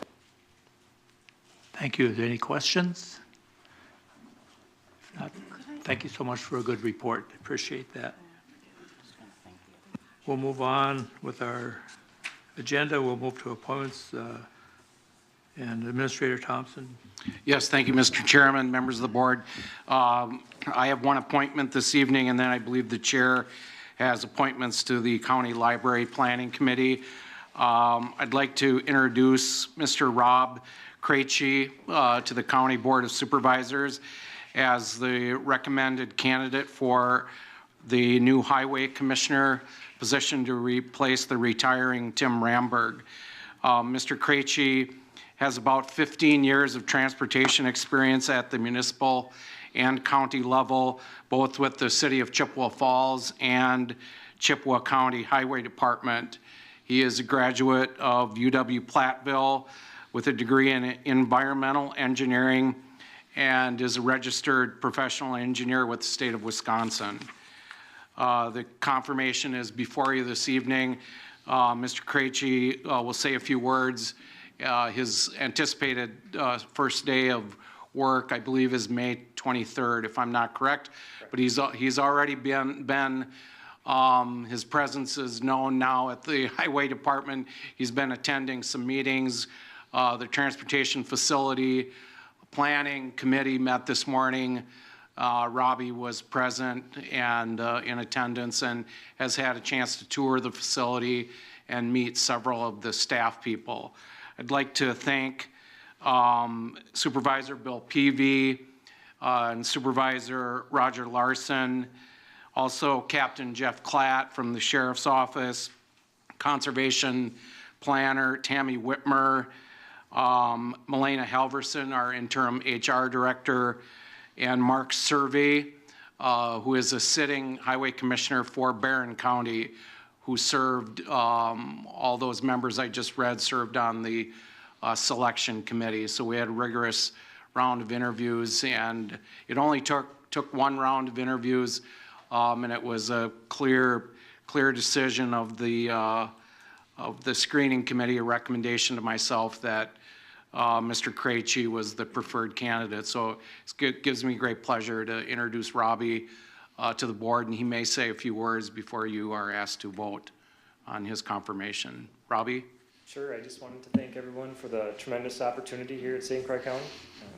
I wanted to pass this on that when I was initially researching St. Croix County, and half the things that I was told were true. I think this was a tremendous place to live and work. And I'm happy to report my initial findings is that everything's been true.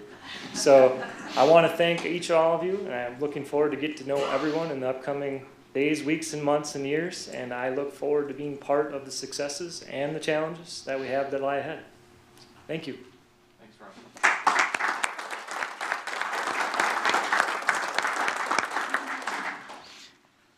I would accept the motion. Supervisor Peavy. Second, Supervisor Peterson. Any discussion? There's no discussion, no questions, we'll vote on that.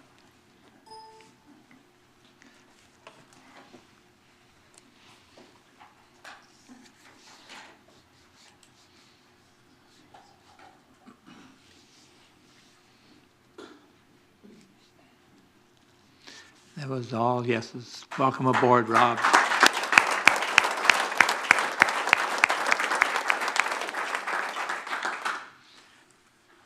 The next one I have is the appointment of the County Library Committee, and I have the names of those people. I'll go through the members that I've recommended from the county board is Judy Achterhoff and Roy Schoberg. Nancy Miller from River Falls Large Library, Krista Coleman from the Mackey Library in Roberts for a medium library, Barb Kruger from the Deer Park Library for a small library, Esther Wentz as a citizen member, and Dennis Duckworth, a citizen member. And this time I'm looking for a motion to approve.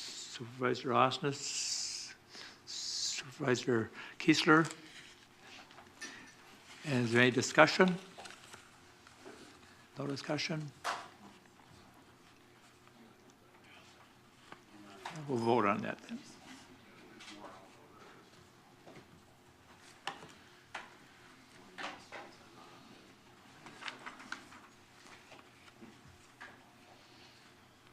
And that was all yeses. Thank you.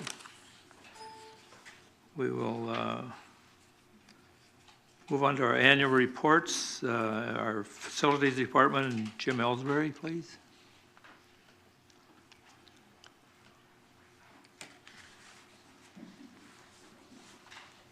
Good evening, Mr. Chairman and board members. It's almost 4 years that I've been here. We've all kind of survived it together, so thank you for that. And next year, I'm going to see if I get Lily to write my speech, because if that was the second place, I'd hate to see what number 1 was like. It's impressive. I just turned 60, and I'm thinking about when I was that age, I could remember that long of a speech without notes. It's impressive. Talk about summer slides. We've given the information to the board about our department. Out of respect for your time and the public's, I'm willing to just kind of keep it brief, and I see my boss going, so I think we're going to do that. I would like to brag and just explain one little thing to you. Part of my job here is to create partnerships. This year, in conjunction with John Hookhammer from WCA, I brought forth the Green Tier, brought him to the admin. which you will all be voting on today. And I've also created another little venture. It's let me go this route.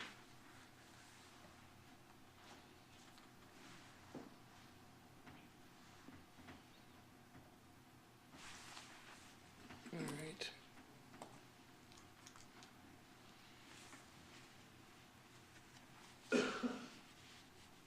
That wouldn't be the one.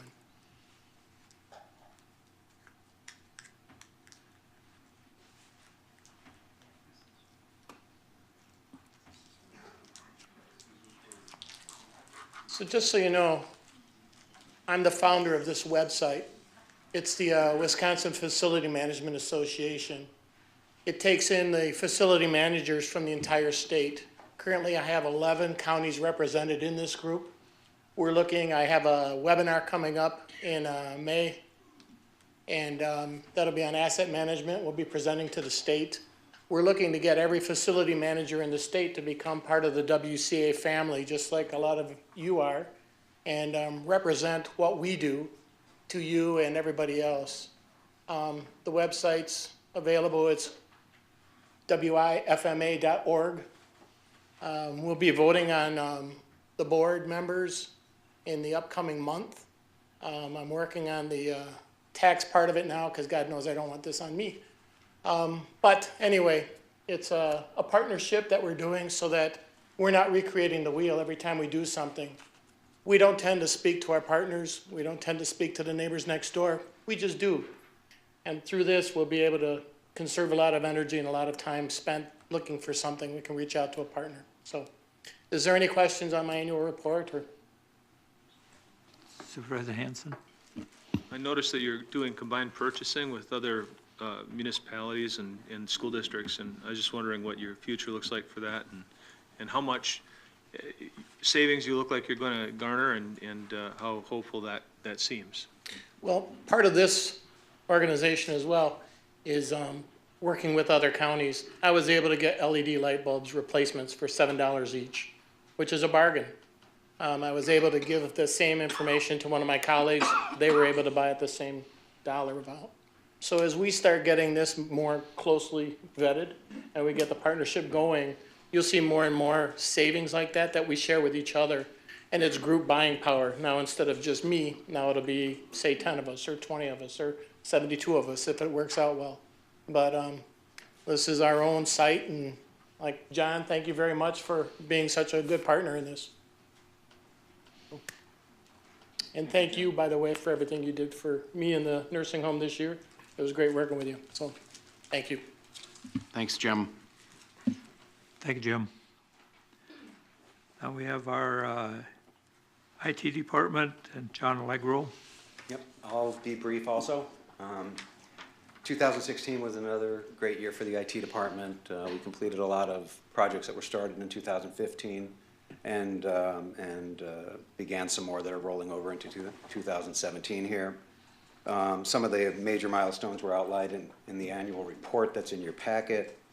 One of them that I want to point out is the gap analysis that was completed before I got here. We've decided after 3 years to go ahead and revise that. So we brought in a consultant to come in and see where we're at this point compared to where we were in 2014 before I arrived.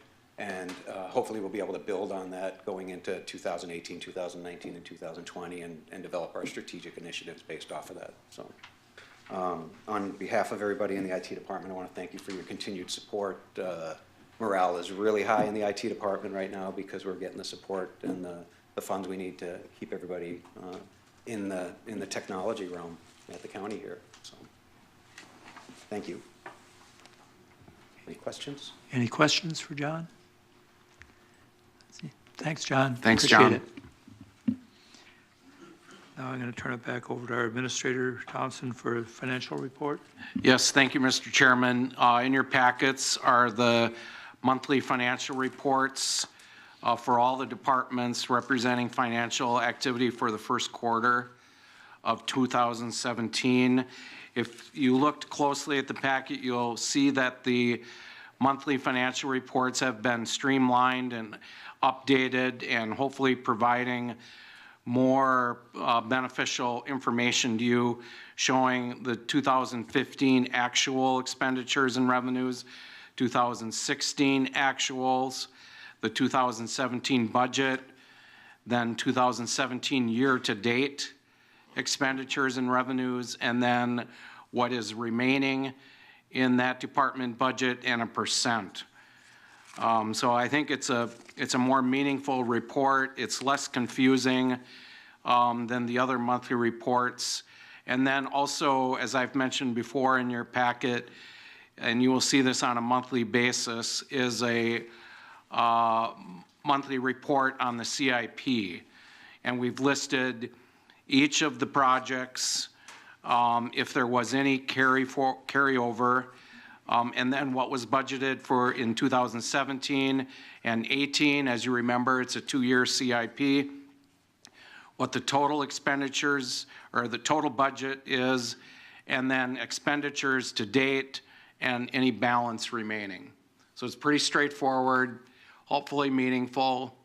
If you have questions when you read through these reports, you can either contact myself or Bob Middett, Ken Witt, or any of the department heads that are responsible for managing the CIP. But we went through a lot of effort to get this CIP in place, and I pledged to you that we would track it on a monthly basis, and hopefully this report will do that.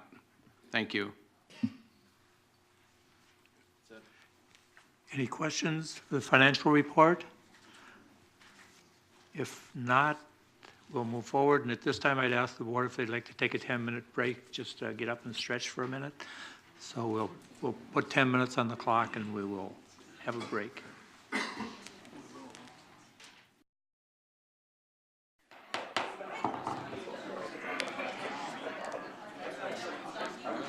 Everyone, please take your seats, please. We're going to start on the agenda.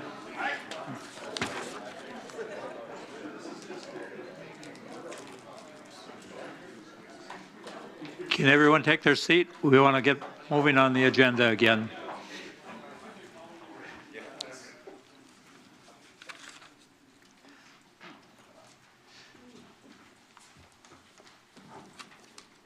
I've had a request here to make a change on the agenda for this evening.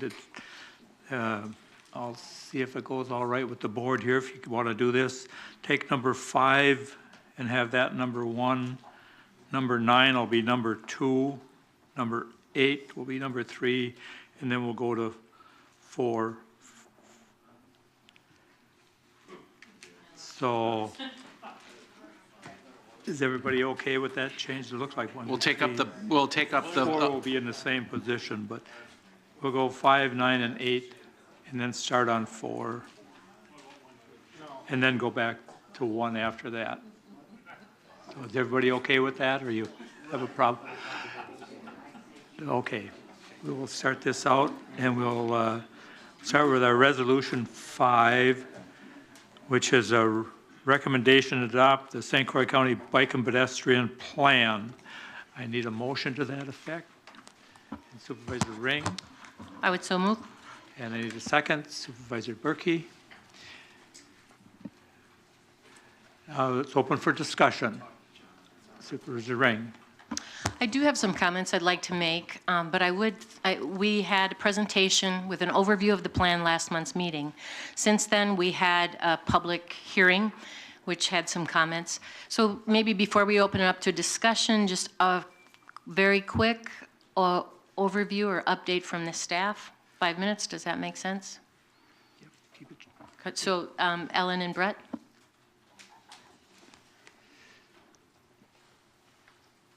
Good evening, and thank you. Just want to take a few minutes and address a couple of concerns that we heard earlier, or I've heard earlier in the day from various board members or other sources. So a couple things. First of all, I handed out to everyone during the break or a little earlier in the meeting 2 handouts. One, it looks like this, and the other looks like this. They're very similar. They have a little different approach to trying to answer some questions I've received. So basically, one of the things we've heard repeatedly is that this is going to cost, you know, communities, how much is it going to cost, how much, what does it mean, is it going to have a significant impact? And yeah, it could have a really positive impact on communities, but I want to say a few things. First of all, in the document, there is a list of all the plans that were reviewed as part of creating this document. And I will just summarize a couple of key points about that. There's a complete list. Not only is there a list in section 2, but also at the end, there is a summary document that lists a review of all relevant plans and policies. And I realize there were communities tonight who were represented by citizens and spoke against the plan and talked about how they feel it isn't needed or isn't wanted or is too much money, etc. And I respect their opinions, and I would like to say, though, that in most cases, we are trying to represent in this document what local communities are interested in seeing happen. When we did this, these plans and policies were reviewed, they're incorporated into this document, and they represent quite a few communities. They represent 16 out of 21 towns who had bicycle planning or pedestrian planning or both, most likely both, in their local documents. They had 6 out of 10 villages in our county and all 4 of the cities in our county. So for the most part, this document is built from the local documents from the local cities, villages, and towns in St. Croix County, and it represents them. If a community had a plan, we incorporated it. So that's the first point I'd like to just share with you. Another point I'd like to share is that these 2 handouts I gave you, they look at things a little differently. For instance, they show the one handout, the one that's dated 5/1/2017, gives you information on the local miles of roads. That's local roads, town or city or village roads. And it says whether it's a path or a minor improvement. And it points out that minor improvements are signs on the side of the road, striping, fixing an intersection in some way, shape, or form. Very minor improvements, and that the majority of these towns that are involved in this, it's minor improvements, and it's improvements that would be spread out over probably 20 years, which is the life, 25 years, which is the life of this plan. And I also would like to point out that many of these projects, we don't anticipate that they would be done unless they were done in conjunction with some kind of a road improvement that was already planned. If we look back over the last 25 years, we'll see that our county highway department has accomplished a great deal in providing various paved shoulders for bikes and for also just better usage of our roads, and that those paved shoulders were done almost exclusively in conjunction with highway improvement projects. They were not done independently. They were not done in order to go out and just spend money on bikes. They were done because we were doing the roads, we were paving the shoulders. The highway department was very, very successful at applying for and receiving additional funding to perhaps add another 2 feet or another 3 feet of paved shoulder that enhanced the experience for the bikers while costing minimal because we're already there working on the roadway in some way, shape, or form. And that is the way we would go forward with cities, villages, and towns as a recommendation to them. I also have the handout, the other handout summarizes, and it's a little more complicated because for the most part, cities and villages and towns, cities and villages had some ideas to do some bike lanes, some paved shoulders, not just minor enhancements, but that handout summarizes the cost per community and the cost and the type of improvements. And again, you'll see on some of those lists, they're pretty minor. You know, the Village of Deer Park, a total of $2,800, $2,900, again, looking forward for 20 years.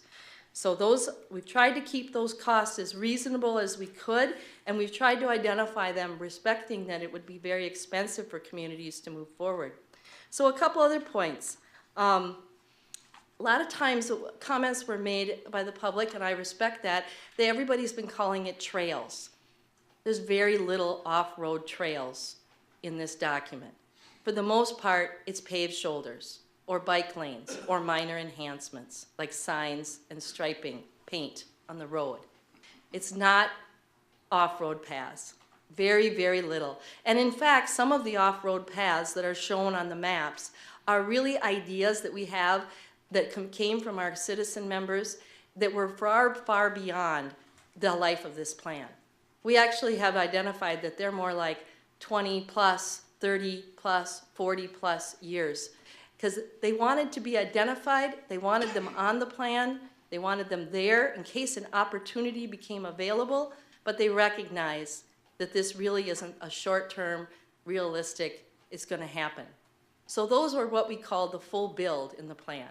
Couple important points there. Another item just to address, and I recognize that this is kind of small, but one of the gentlemen here said that it's a draft and that you should have an adopted plan. Well, and as you know, this document has been worked on for 18 months. It's gone through 2 committees, the Transportation Committee and the Community Development Committee, and it has been voted on and recommended by a majority of both those committees. It's called a draft because it's always a draft, no matter how long we take to work on it, until you, the county board, decide that it's an adopted document. So that's why it says draft. So I do also want to say that this document is probably got the second largest amount of public input that has ever happened. I've been with St. Croix County for over 25 years. We have done an incredible amount of public input, and the best thing about this is the citizens showed up. The citizens came to meetings. I realize we are always going to have citizens who feel they weren't heard or feel that they didn't know about it and that things bypassed them. That happens. But honestly, we had 5 open houses. We had them all over the county in different locations. We had 2 project workshops. We had 3 stakeholder listening sessions. We worked on a whole new concept that we had a tremendous amount of support from many of the people who spoke here tonight, called Meeting in a Box, in which we put together a whole bunch of information and handouts and posters, put it in a box, gave it out to volunteers, and they took it out to community events. They took it to parades, they took it to festivals, they took it to any kind of activity they were going to, and they got feedback and input from citizens. We also did something really unique. We did a heat map. In other words, every citizen who was biking or who wanted to do it could put their favorite routes on an online, inputable electronic map and show us what they thought were the best routes in St. Croix County to be in this plan. And I just want to share that, again, the numbers and the amount of participation we had on this document is probably the highest, or if not, or the second highest, I hate to say an absolute, but the highest participation we've ever seen in a document. So I realize we haven't got everybody's absolute opinion, but this has been vetted. It has had a lot of people, and I think that it really represents, based on the survey and the other materials we've had, it really represents what people want to see. And again, I would like to finally conclude by saying there's actually a minimum amount of county roads that are on this. There's only 11 miles. And most of those, again, the highway department is very clear on what they had wanted to see based on their experience, and they understand that this is a long-range plan, would only be done in conjunction with projects that they are doing on the roadway itself. And they've made it very clear, too, that they think these are projects they will be doing in the next 20 years. Otherwise, they were taken off. So I think this is a great opportunity to support our local communities. Much more so than looking at the negatives of it, this is an opportunity for the county to support the towns, the cities, the villages who have been doing planning and have wanted this kind of a document to support them in going forward in producing and deciding what kind of bicycle routes, and I call them routes because it's not trails and it's not off-road paths. For the most part, it's on-road routes they can have in their community to generate more. Last point, I know I'm probably over, but I'm trying to be fast, is we heard a lot about economic impact, and I would just add that earlier, actually just yesterday, came across my desk a brand new report from the state of Minnesota, from the Minnesota Department of Transportation, in which they did a study on the impacts of bicycling in Minnesota and especially the metropolitan area, which we are a part of. They looked at the health benefits of bicycle commuting, the economic infrastructure benefits, the economic impacts from the tourism industry, and they separated them all out and they looked at those. And I can tell you that they are looking at the bicycle industry generating $777 million of economic activity in 2014. Of that, $208 million came from wages, salaries, and benefits, 5,500 employees or positions, jobs, $600 million in economic activity, and that's just economic activity. When you talk about tourism, they add another $14 million, another $4.6 million in labor income, and another 150 jobs, and they estimate 50,000 visitors who traveled to Minnesota, to the Twin Cities area for events related to bicycling. So I do think, even if the study that was reported in the plan was perhaps older and from another state, this is in our own backyard. And I do think that there is an economic benefit, it's significant, and it comes from bicycling. And I will plan to send that report, a link to it, to all of you after tonight's meeting. Thank you. Any questions I can answer? Questions? Supervisor Nelson. Ellen, how many people were involved in the plan you did in 1995? There were about 6 of us.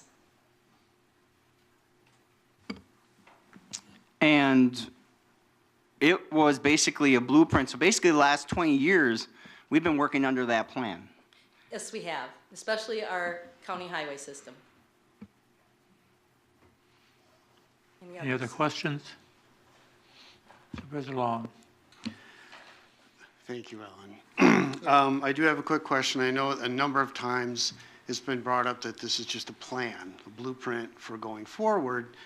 I did notice there was a number of references in the plan itself where it said that the St. Croix County Board anticipates adopting the bicycle and pedestrian plan by resolution and funding the recommendations. So I kind of interpret that as meaning we're adopting a resolution to adopt the plan and we're agreeing to fund it.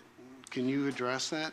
I would say that we're not agreeing to fund it because most of the funding recommendations are the concepts of going for grants and the ideas of going for outside funding, that kind of thing. That's what I think it means, is that those recommendations regarding how are we going to fund this plan are what you're going forward with. There's really no intent in this document, and there wasn't in the last 2 documents we created, that the county would absolutely fund anything. We always know that the county board makes those decisions every time an issue or an opportunity comes up. Any other questions? Supervisor Brinkman. So now we've been told, and we've been told several times tonight, that this plan costs nothing. Okay. Well, it didn't cost nothing. Like several people pointed out, we paid for have it done, but yes. But there's $100,000 sitting in the KIP project for implementation of this plan. Yes, there is. So it is going to cost the taxpayers of this county something. If we go forward with spending that, yes. But at this point in time, and I've said this to more than one county board member, I do not have a directive. I was actually uncomfortable when that was put in the KIP because you hadn't adopted the plan. But I do not have a directive on how to spend that $100,000. It was generally stated by the supervisors who recommended it at the time that they were working on the KIP that it should be used for minor enhancements, such as signs and paint striping. And that's all I have at this point for directive, and I don't know exactly where I would spend that if I was the one chosen to do it, or my department. It could just as easily be assigned to the Transportation Highway Department. And so I will be looking for direction from the 2 committees on how that will exactly be spent. But it is in the KIP. Yes, it is. Okay, another question I'm going to have. If this has been being worked on for 18 months, how come we didn't look at ways to pay for this? We did. What kind of things did we come up with? the things that we've listed off, we realize that this is not going to come from taxpayer dollars without a whole lot of other dollars coming from some other outside sources other than St. Croix County taxpayers. What page can I find that on in the packet? Because, I mean, are we talking about, Okay. are we talking about charging bicycle license fees? Are we talking about things like that? Or is it all, we're gonna hope for grants? I don't think we're ruling that out. I actually thought that was a good idea, to possibly look for donations right on the trails, to look for licensing fees or participation fees. And by the way, it's found on page 76 of a regular document. I can't say what page it is on, because the page numbering in there is different, in the agenda is different, but if you look at the main document numbering, it's page 76. The page might have changed. That's packet page 144. I happen to have it. Thank you very much, Bill. Supervisor Nelson. It's normal, like the gentleman talked about Lanesboro. I bike all over the place. It's normal to pay for a trail fee or user fee. I don't mind doing that because it helps in what they have. So if that's a way to recoup money, then yes, you may do that. But right now, that's down the road. But you know, you can sit there and pick it all you want, but it's the plan to start. And that's the way I look at it. But for one who's been all over, even over in Europe, and see how they work the system, it's actually, we're just barely scratching the surface. Any other questions? Yeah, Supervisor Akhtarov. pardon my voice, but I have kind of two. One is that communities have had their input, and you've included this. And with some communities, there's been changes. Just because it's in the plan, and it's possibly an old plan, when it gets to the point where you're working on roads, if the community says we don't have the funds to do what was in the plan, what, can the county make them do it and make them spend the money? Or if the community says no, it will not happen? Correct. If the community says no, it won't happen. I can't make anybody do anything. Okay. And neither can the county board, because if, and I'll jump in here if I need to, but the way it works is if we're along a road, the state has jurisdiction on state roads, the county has jurisdiction on county roads, the towns, villages, cities have jurisdiction on their roads. They will decide what they're doing.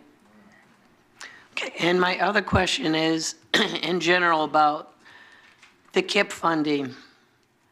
We have this, was 5-year, it still possibly is, but we have had a difficult time passing funding for KIP projects. We've had an incredibly difficult time. We can't even keep up and maintain properly what we already have. And now we're going to expand it to have to maintain and keep up even more. And while I agree with the basic idea of this, it does bring up a whole new area of, I mean, now you have to keep building and adding on and changing and working with the economy and what people want, but it also brings us what's going to happen a couple years down the road if we have a large development in the next 3 to 5 years, and the next board doesn't want to spend any money on capital improvement. Then we have even more going down the hill. And I mean, it's just something that concerns me, but it's not going to stop me from voting the way I'm going to vote, but it is a concern. I just would like to point out that if it depends on how you want to look at it. Maybe, I guess this is an assumption I perhaps made that I should not have, but St. Croix County already has well over 100 miles of signed, identified bike routes. And we already have seen, the Highway Department has talked about it and has been, shared that extensively, that they have already, through enhancement money that they've gotten through grants for the last 20 years, added paved shoulder width to many, many roadways in this county.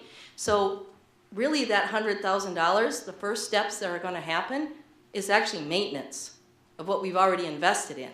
Because most of those painting and putting up newer, better signs will then be involved in, okay, this particular roadway, perhaps County Road E, is now gotten so heavy with traffic that instead of recommending and having it a route for bicyclists, our official route will be moved to another road. And so we will be moving signs off places that are too busy and no longer are on the map to places that are more appropriate. So that's maintenance. We will be, there's been some issues in the past that the Highway Department has talked about with the paint striping.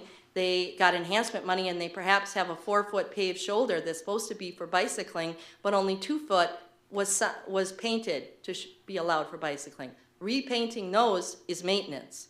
So I could very easily, if that was the direction of the county board, work with the transportation department, the highway department, and make sure that all of that money, that 100,000, only went toward maintenance of, because we already have and have had for well over 20 years, probably 30 years, a signed bicycle route system in St. Croix County. Supervisor Peavy? Yep, I just wanted to add a couple comments here that I had written down. The 11 miles on the county road from the Transportation Committee, that is probably a 25-year project. Mm-hmm. So these enhancements are going to be made over a long period of time.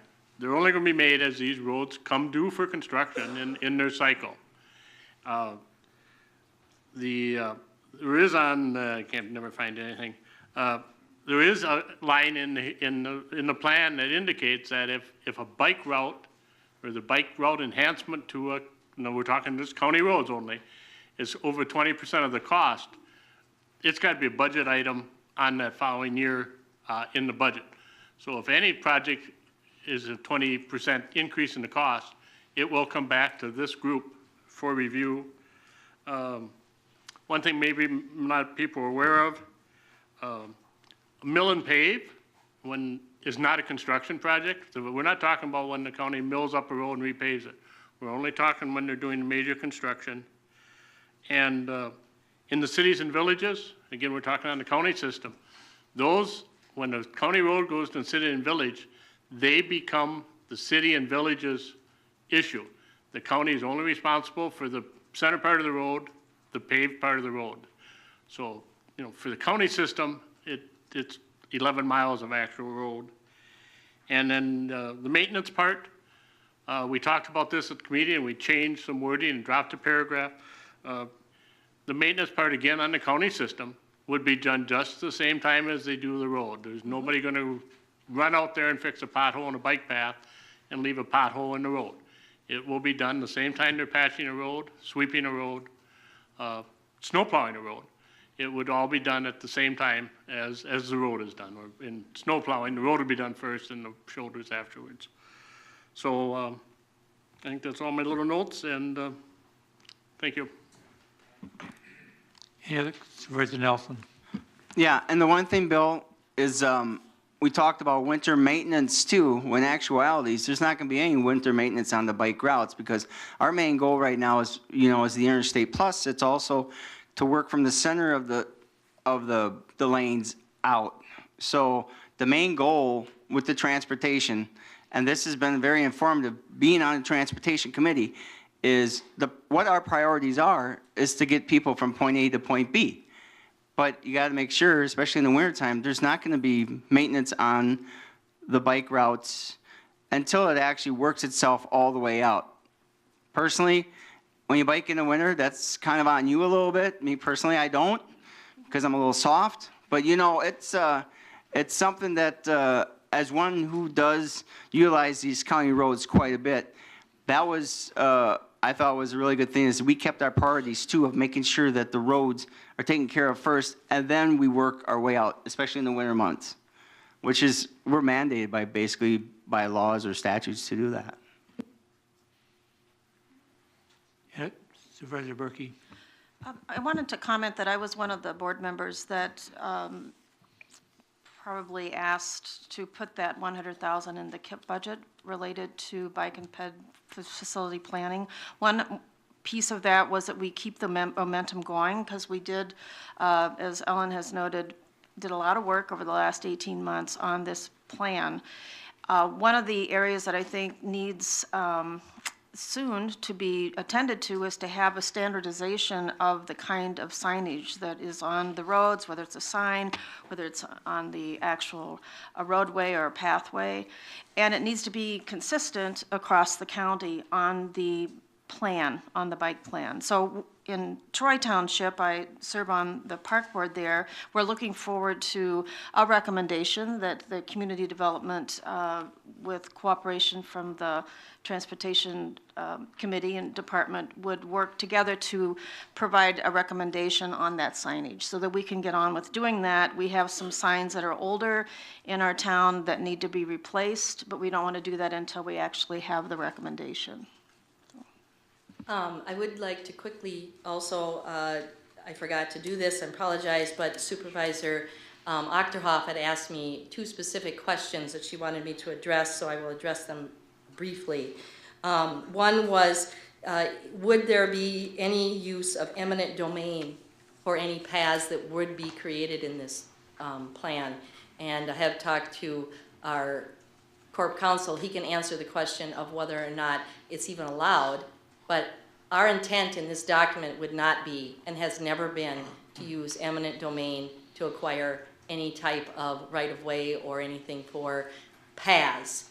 And the Highway Department would be in charge of deciding if there's any need for acquiring more right-of-way for their county roads, and that would be it. But when it comes to any local roads, we wouldn't have any say in the matter, nothing going on there. And again, we have been working on a variety of projects. I've been here for 25 plus years. I have never seen us use eminent domain to acquire anything, and I would have no intention or even any concept of doing that from my department. And I don't know if Scott wants to add anything to that, but maybe not, maybe, nope. Unless I'm asked. Okay, and I was asked by Supervisor Achterhoff. And then, so again, the other thing I think was, to just address a little more clearly, it says very clearly in the plan that if at the time that any project would be contemplated, at that time there would be local decisions about exactly where it would go, and you would not have to amend the plan in order to do that. I think that if there was, I'm just going to throw out a random name, but if 250th Street is recommended in the plan, and instead 255th is what the community at that time prefers to use, again, we've tried to identify these at a scale that's called a planning level and not an absolute. And so moving it over or doing something different would be fine. And then as you kind of asked a little bit in your question earlier, as we did a few years ago, if many of you remember, when we adopted the county outdoor rec plan, and then we had for the next couple of months, we had several communities that asked us to adopt their plans by incorporating them into our plans so that there was a regional element to their plans being in the countywide plan. The same would be happening with this. We would provide a sample resolution. Local communities could adopt the countywide bike and ped plan. They could ask us to adopt theirs. Theirs might have adjustments or changes, and it gives them that regional effect that they're looking for some grant applications. So we'd take care of that just as we always have. So I think that was everything Supervisor Achterhoff had asked. Supervisor Brinkman. Can I get a couple more clarifications? So this piece of paper right here. Yep. So when it says town road implications, local estimated cost, Tom's here from St. Joseph. Are you saying that it's going to cost St. Joseph Township $394,440? It's an estimate, and based on what they've said they want to do, yes, that's about it. They have some real interest in having an off-road path. So that's why. So you guys are fine with that number, Tom? Well, we're fine with, we applied over a year ago for an $850,000 improvement, of which 85%. Supervisor Brinkman, we shouldn't be doing this really, because I have a question. They've had their 3 minutes up there. You think it's I'm important? not asking for his opinion. I'm asking for what his township wants to do. Well, if the rest of the board's all right with that, I don't have a problem with it. Are you guys are fine with that, I guess is what I'm Yes. questioning. If the board's all right with that, Tom can step to the speak. No, you- Okay? And then Scott, I do have a question regarding eminent domain. And after you answer that, I have another question. What's your question about eminent domain? Well, I mean, here, in 2014, Tim Ramberg applied for funds to put a bike path along approximately a half mile along Double G in New Richmond. It got approved. It's scheduled to be done in 2018. I've been called by 3 of the property owners, and they are huge money apart on what the county is willing to give them. Excuse me, one of the persons has indicated they are huge money apart on what the county is willing to give them and what they feel their property is worth that the county is taking. So that's a question I'm going to have. Well, there's a procedure under the eminent domain statute where that's, if they don't come to an agreement, it can ultimately be before, I mean, there's a whole process for that, but there's dispute resolution where it's ultimately decided what the just compensation for that land is.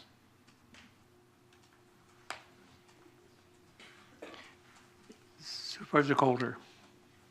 Yeah, I'm going to be opposed to this plan, and one of the reasons is because in talking to a lot of bicyclists, including some people that are here in this room, and in fact, some of the people supporting the plan have made me aware of this, and that a lot of these bike paths have become maintenance orphans. And right now, if you read some of the newsprint, Loose Line over west of Minneapolis is getting a lot of pub about this. And the bike path's not being maintained. It doesn't have a constituency that champions attention for it.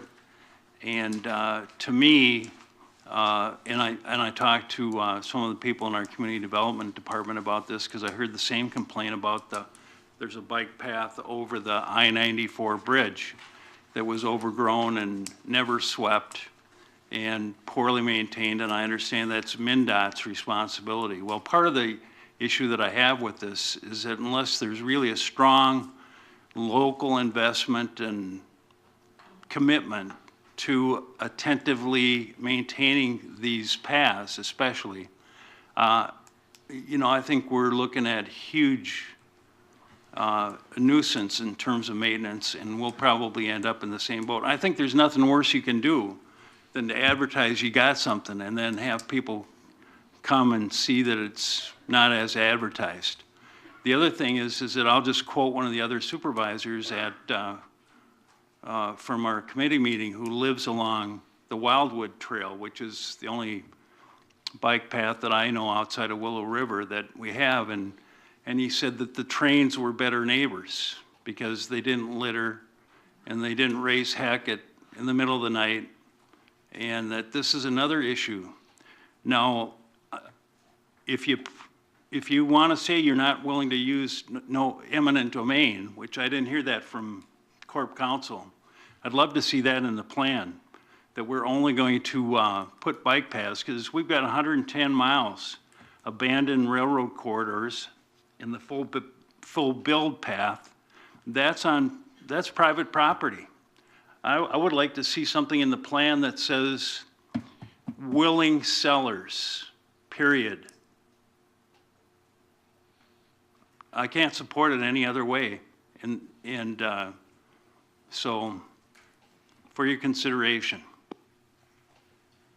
Any other discussion, questions? Supervisor Babbitt? Just briefly. First of all, I'm proud of the county for the process that's been underway for a long time relating to this bike path. I think tonight is a demonstration of how government is supposed to work. We're supposed to be sitting in a room together, listening to opposing views, trying to appreciate the expertise that's in front of us, which is considerable, trying to give people the time that they need to express their opinion, and we've done that. And I think that's an extraordinary thing and should not be overlooked in itself. Secondly, one of the first facts that I learned when I was elected to the board was that bicycling, at least at the time I heard the statistic, was second only to hunting in the state of Wisconsin for revenue generation. That is a lot of money. And admittedly, that money doesn't flow into St. Croix County, but some of it can. And I think one of the reasons we need to support this plan is that it will bring revenue into the county. It will bring tourism here. It will link us with the state of Minnesota via the new bridge, which is something we haven't heard anything about tonight. The new bridge is nearing completion this summer. And from my perspective as a resident of the town of St. Joe, I want to see decisions made on this side of the river that have to do with how we are going to partner with the state of Minnesota to make that bridge work on a number of different levels. But I think the bike path and the pedestrian plan just makes an awful lot of sense. Finally, I know that people are concerned about how this is funded, and I get that. It makes complete sense to me that people are worried about that. And what I understand, and I could be wrong, is that there will be a number of different funding sources coming together to make this happen when we get to that point. Tonight, we're not voting for budget amendments. We're not voting to make money available. We're not voting to bond. We're simply saying that this plan makes sense to us, provided it does, and that the money eventually we will need to enact this plan will be something that we work on and accrue from a number of different sources. It's not going to be 100% county taxpayer money. I'm quite confident about that. So I will support this plan. Any other discussion? Supervisor Peterson. My district is roughly 6-1 against this plan as it is now written. I cannot support the plan either as it currently stands. If it was revised and had some input, gave the citizens more time to have a look at it, I might support it in some form or other, but at this point I cannot. Any other discussion? Supervisor Schoberg. I think without the plan, we're blocking progress. And without the plan, one avenue of support, grants, there's a big obstacle towards it. So we've heard all along here that there's parties out there that are willing to put their money into it. It's not just taxpayer money. There's parties out there. But without a plan, without a comprehensive plan, they're just sitting on the sidelines. With the plan, they can go forward. That's the bellwether for me, is that without this plan, we're denying grant opportunities. With the plan, we will welcome them. Supervisor Ring. First of all, I would like to thank everybody who has lent input tonight and throughout the last 18 months. We have had many, we've had most recently a big public hearing where a lot of people have spoken, and Ellen referred to a lot of meetings along the way. We tried to send them, locate those meetings around the county. Just a couple of points I want to make. It was referred to, but we had a plan that went from 1995 to 2015. That plan guided lots of decisions that were made along the way. And it was referenced when a project is on the boards, as our former commissioner would say, well, we would begin to cuss and discuss what to do. We had the background and we had it in front of us. That served us well for 20 years. And it did provide a vision of what we wanted to do. In the last 20 years, many things have changed. And so there's different standards. We've incorporated that into the plan. The way I see it, it's a plan to connect the dots. It's a multi-jurisdictional plan.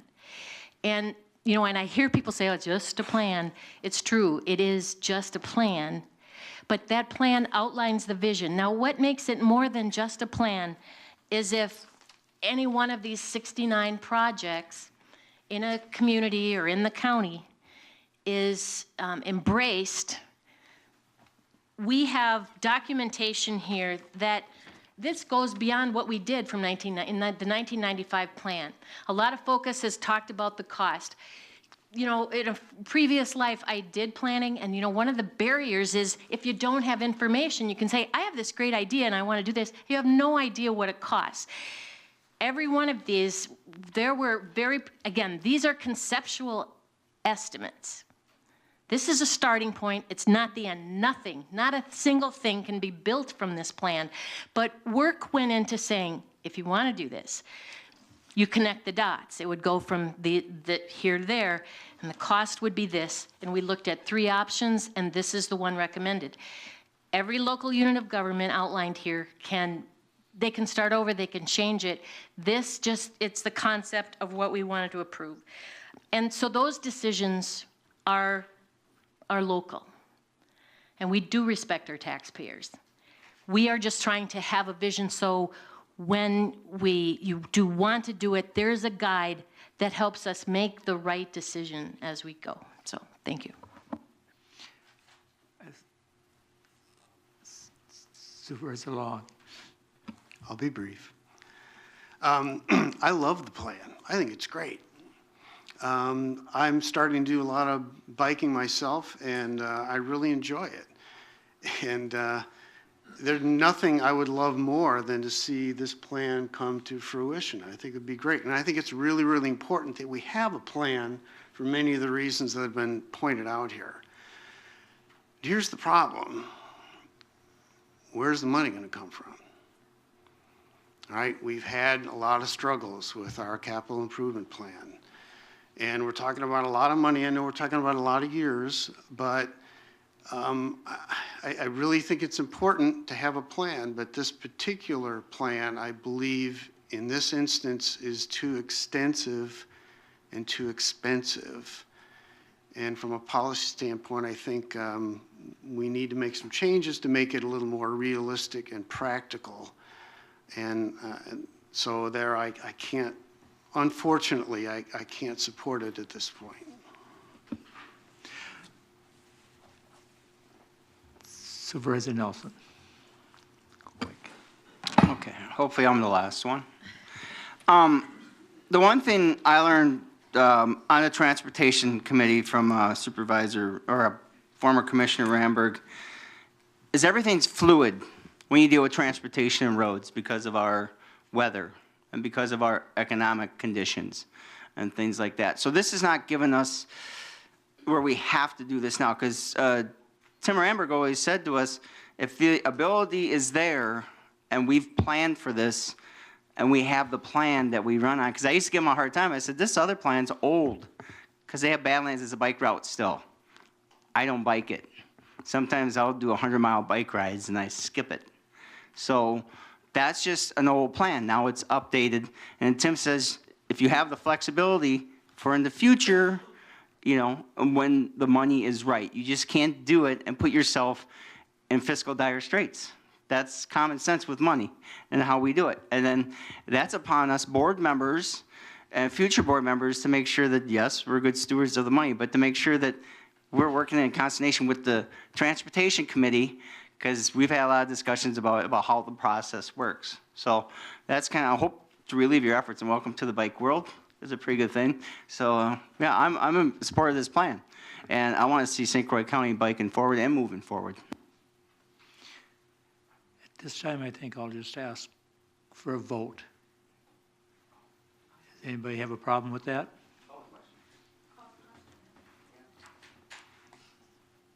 So we have a motion and a second on the floor for the bike pedestrian plan. It's time to vote on it.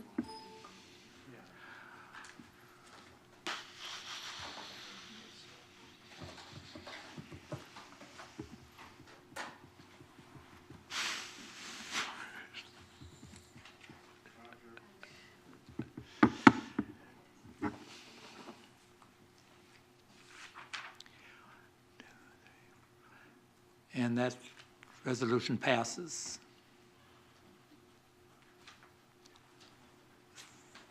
5 noes, the rest yeses. Thank you. We will move on to number 9, resolution creating green tier program. I have a motion from the floor.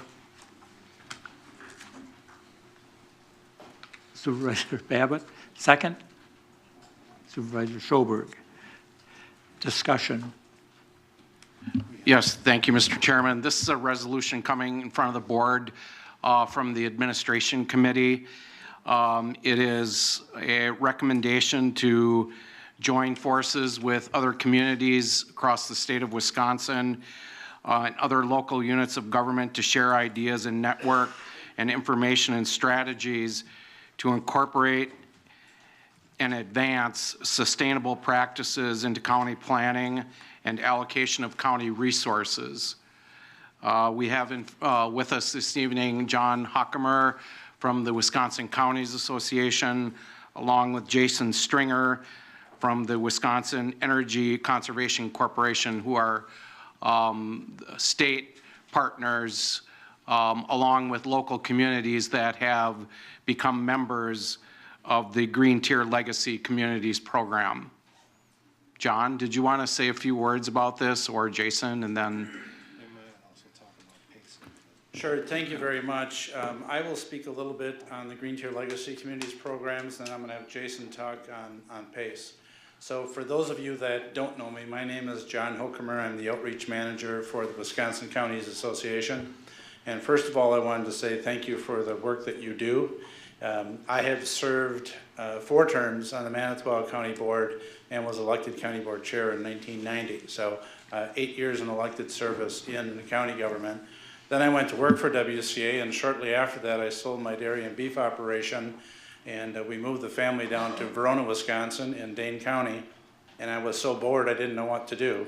So 20 years ago I ran for the city council, and I've served on the city council for 20 years and since 2006 as mayor. So I heard a little bit about Green Tier Legacy Communities programs, and later heard a little bit more about PACE, and I really got excited about both of the programs. So I found it interesting this evening with my ag background, hearing about FFA and some of the ag issues. I also have the privilege of serving as the president of the Dane County Library Board. So I heard a little bit about libraries in a different county as well. So Green Tier Legacy Communities Program is a voluntary program. This charter was started under Governor Doyle. It was a 5-year charter, and then it was renewed by Governor Doyle. So it's a voluntary program where counties, cities, villages, you would pass a resolution by a majority vote saying that you are voluntary getting involved in Green Tier Legacy communities, and that you are committed to sustainability efforts within your county. Now, to the extent of those efforts, you decide. You decide how much staff time, how many resources you're going to put forward, and what the issues are going to be. It's no one telling you you have to study this issue or that issue. The benefits of Green Tier Legacy Community Programs are, number one, if you don't have, let's say that if you don't have real good relationships built up with the DNR, every Green Tier Legacy community member gets a single point of contact at the DNR. That's one benefit. A second benefit, so every member, the only mandated thing in Green Tier is that every member has to fill out a form that the DNR is prescribed once a year, and that's basically to share with other municipalities on what you're doing in your sustainability efforts. The third thing is that you get preferential points on grants that are available. So when we were doing this presentation in a joint meeting for Sheboygan and Ozaki counties, the mayor of Sheboygan, who's the former county board chair, said they got a call from the DNR, and the DNR said, we have a grant, the expiration date is today, there's going to be money that's going to be unexpended, we strongly encourage you to apply for a grant. Staff spent 2 hours and got $80,000 towards the $800,000 streetlight improvement program. So that's another benefit of being part of Green Tier. We do meet on a quarterly basis, and we meet in member communities. A second thing that I want to mention, I mentioned this briefly when I was here the other evening, and here we go. This is fairly new. So WCA partnered with the League of Municipalities, the DNR, UW Extension, and other groups, and we were successful in receiving a $1 million grant over a 5-year time period to take a look at health and health equity in cities, villages, and counties around the state of Wisconsin. So we have formed a group, and we're using the platform of the Green Tier Legacy communities. They're the only ones that are eligible to receive any of the benefit of this grant. And that's, I wanted to mention this evening because I did check with the folks today that are overseeing this project. And if St. Croix County joins this evening, or if we had counties in the next month or two that join, you are eligible to participate in this program. So I'm just going to read very quickly from a press release that we had. So our grant program, it's through the University of Wisconsin School of Medicine and Public Health. And you might ask, well, where does this $1 million come from? The $1 million comes from several years ago when Blue Cross Blue Shield went public. One of the requirements was that they had to take some of the money that was already collected from premium holders, policy holders, and put that into a fund. So grants, those dollars are available, but they can only spend the investment income from those grants. So it's a revolving fund. So we put in a grant, it's called a Community Impact Grant, and it's, the name of our program is Legacy Communities Alliance for Health. So it's a 5-year project, and it's to build capacity within participating communities to improve health and health equity through the use of data and evidence-based informed policies. So the goal is to help communities. So one of the things I said all along is we just don't have the resources. We don't have the staff. We don't have the funding to do the types of things that we're looking to do. So we partnered up with these other organizations, including the university, that will come in and they will provide the resources and the assistance for you and money for training and other things that are ongoing. So the goal is to help the communities achieve gains in at least in 1 of 4 policy areas.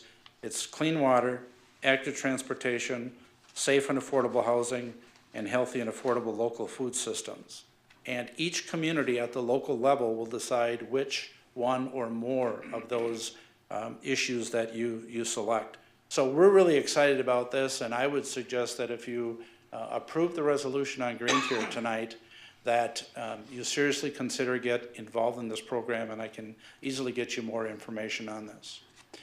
So Green Tier has 2 subcommittees, and one is health, and through the health subcommittee, we just got this $1 million grant that I just explained to you.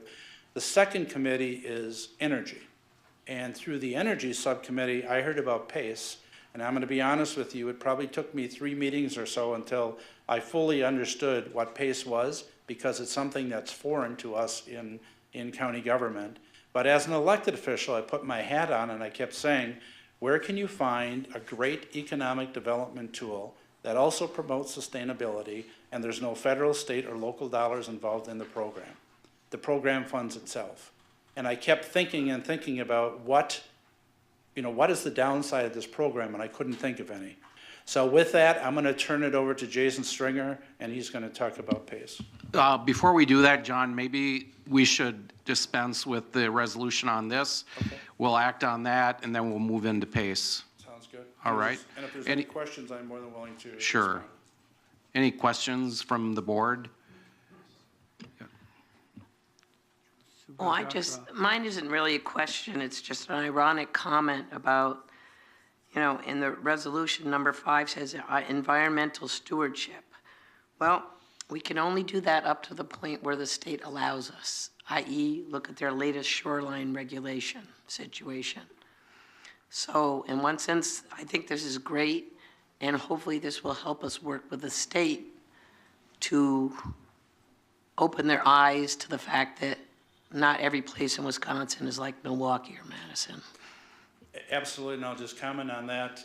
As part of the Green Tier Legacy Communities, I serve on the executive committee, and the second Monday of every month, I have a meeting with the Green Tier folks at the DNR, along with all the other partners. So we have that avenue, plus you're going to have that local or that single point of contact as well.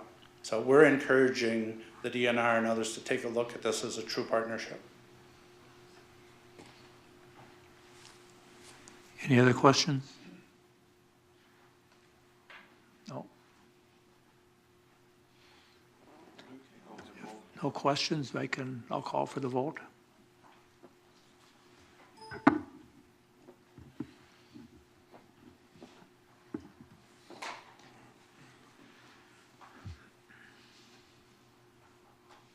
That was all yeses. Thank you.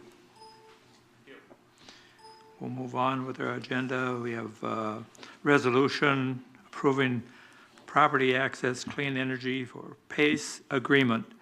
I have a motion from Supervisor Berkey. I'll make a motion to approve. Have a second? Supervisor Babbitt. Open for discussion. Mr. Chairman, again, we'll introduce Mr. Hockemer and Jason Spear. This is a resolution coming in front of the board recommended by the administration committee. Basically, it's a tool for local businesses to make energy efficient improvements to their businesses by making available from participating lenders low-cost financing, or very low risk, if any, and/or cost to the county. But I'd like John and Jason to give a little more background information on this. Thank you, Mr. Thompson. And I'm going to just let Jason Stringer do most of the conversation here. Again, when I heard about PACE, and it just so happened that in one of the conversations, I heard Andy Phillips' name. Andy Phillips is with the Von Briesen Law Firm, also is general counsel to the legal counsel, or to the WCA. I didn't realize, or WCA didn't realize that they were working on this and doing it pro bono. WCA is not getting any commission off of this. The league is not getting any commission off of this. But we decided a couple principles. One was if it was going to be through county government and city and village government, it had to be an open and transparent process. So we make sure that everything is open and transparent.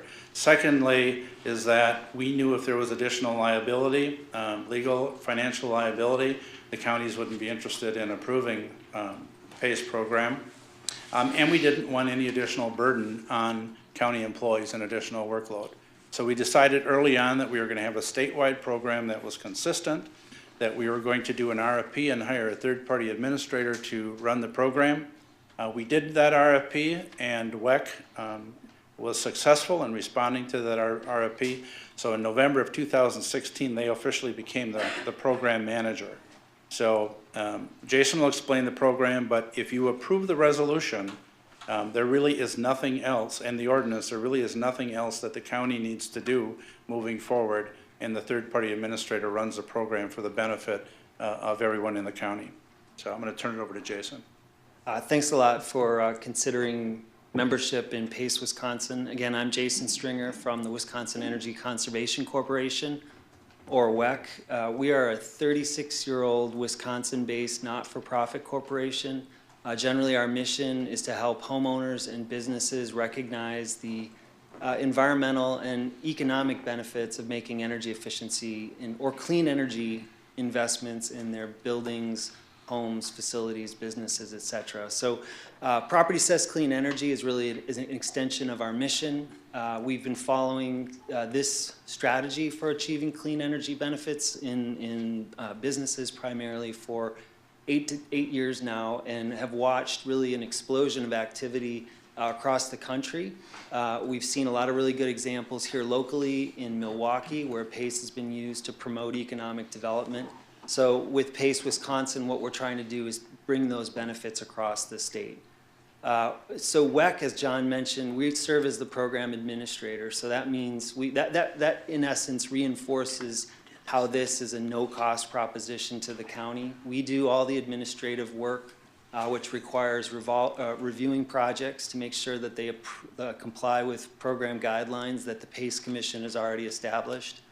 We recruit lenders to make the financings. I got to be honest with you, there are more lenders and more capital available for these projects than there are projects, and we're just getting started. So we also do this kind of work. We recruit counties and educate counties on the benefits of making Property Says Clean Energy financing available. We have 14 members in PACE Wisconsin, from north to south, east to west, all across Wisconsin, and have quite a lot of activity with new members that are considering joining. So thank you for your consideration. I want to just wrap up really briefly, just to think about the kind of the benefits of what PACE can offer the county. Clearly, what we're doing is giving property owners access to low-cost, long-term financing that's truly unique in that space.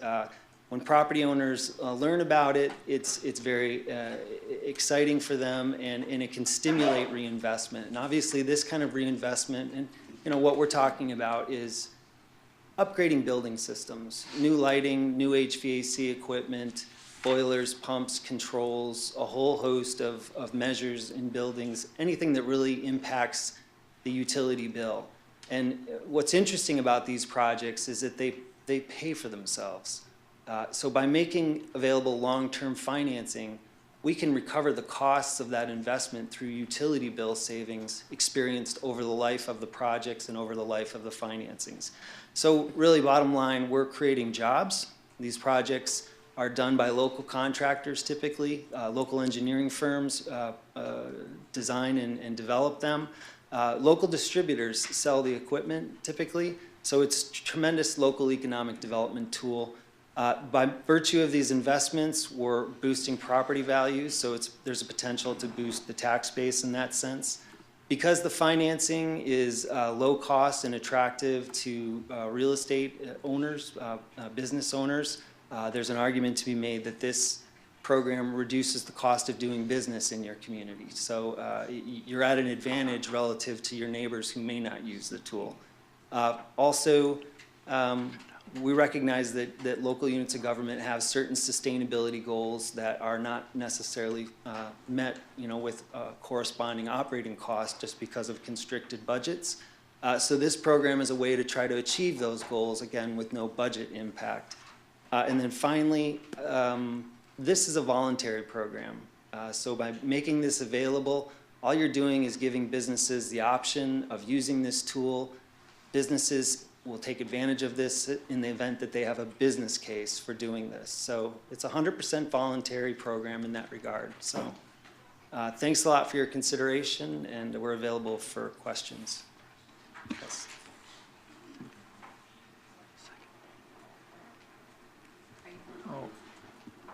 I have a Any question. questions? Yes, I have a question. Raise your ring. So would an example of a project we heard earlier from the FFA group, and they mentioned an anaerobic digester, that's reuse of methane, as I understand it. Is that a project that could be funded under this sort of program? Right, yes. Simple answer, yes. We could generally can fund energy efficiency, renewable energy, and water conservation projects. They have to be economically viable. So it will be up to the specifics of that project, but we've often referenced digesters specifically. Any other questions? Supervisor Berkey. I wanted to point out that this originally came to administration due to a request from the community. Scott Andrzejak, who lives in Kinnickinnick Township and has a business 65 Vines, and secondly, Carol Johnson from, I think she's in the town of Forest, who has some professional knowledge and use of this program. So thanks to Pat Thompson and also Bill Rubin from Economic Development, we were able to bring these gentlemen to learn more at the admin meeting, and here we are again tonight. So I would thank those of you for your support for this resolution. I can just add one point there. I have received interest in the county from a number of businesses, some of those and a few others as well. I'll just respond as well. So one of the things we're exploring with one of the lenders that we're working with right now, and they do this program nationally, they will not lend for any project that's under $75,000. So we are working with other partners right now to see if there's a way that we can bundle smaller projects together, because we believe that it's a good idea to do that. But right now, and hopefully if we get local lenders involved, they might be willing to go less than $75,000, but we're looking at that opportunity. Supervisor Nelson. Is basically the county the umbrella for all the towns and villages in St. Croix County? So St. Joe doesn't have to come and do it, or town of Hudson? We're basically the big umbrella? If the county passes the ordinance, then it's available countywide. Any other questions? I don't see any questions. I have a motion and a second on the floor. I need a second. It's done. So I'm going to call for the vote.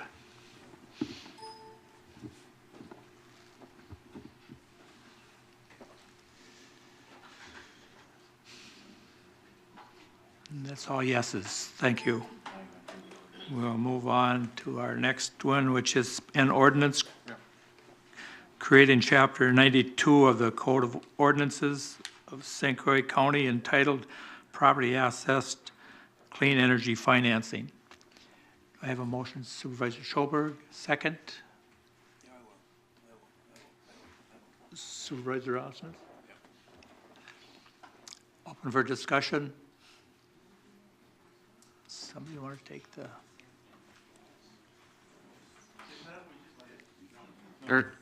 Go ahead, Scott. So there's two components. There's the resolution which approves the participation and the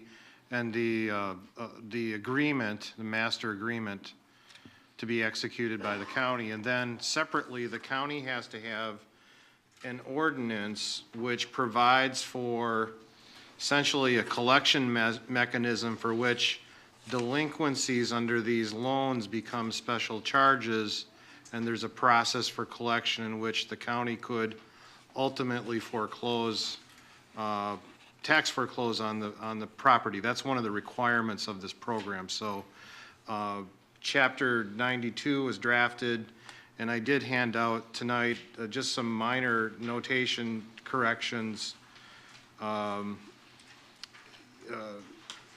indicating that in certain places the word ordinance should be used rather than section, and some other minor notational corrections. So if no one objects, the group could consider that as the draft before this body. Supervisor Schoberg? Yeah, as the person who moved this, I have no objection, and I would ask the rest of the board to go ahead and adopt the improved version that Scott passed around prior to the meeting today. Everybody okay with that? I Supervisor Bricky? only had, and correct me if I'm not on the same page, but in the document that was provided by Corp Counsel, under, it would be the second page related to Chapter 42. Are you not on this yet? No. Okay, I'll wait. Okay, so nobody has an objection. Any other questions? If there are none, we have a motion and a second. We'll vote.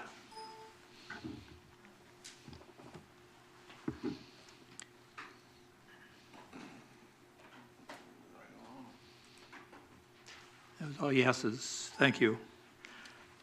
We'll move on to our next business item, which is ordinance repealing Chapter 40, Lodging, Recreation Facilities, and Food Protection of the St. Croix County Code of Ordinances and Recreation Code 40, Chapter 40, I should say, Food, Lodging, and Recreation of the St. Croix County Code of Ordinances. Do I have a motion?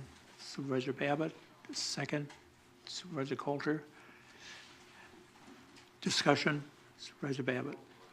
Thank you, Mr. Chairman.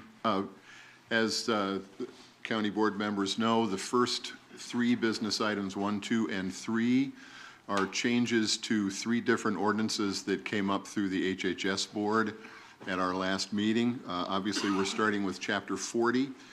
Deb Lindeman is here with us to answer questions if you have any regarding this particular ordinance.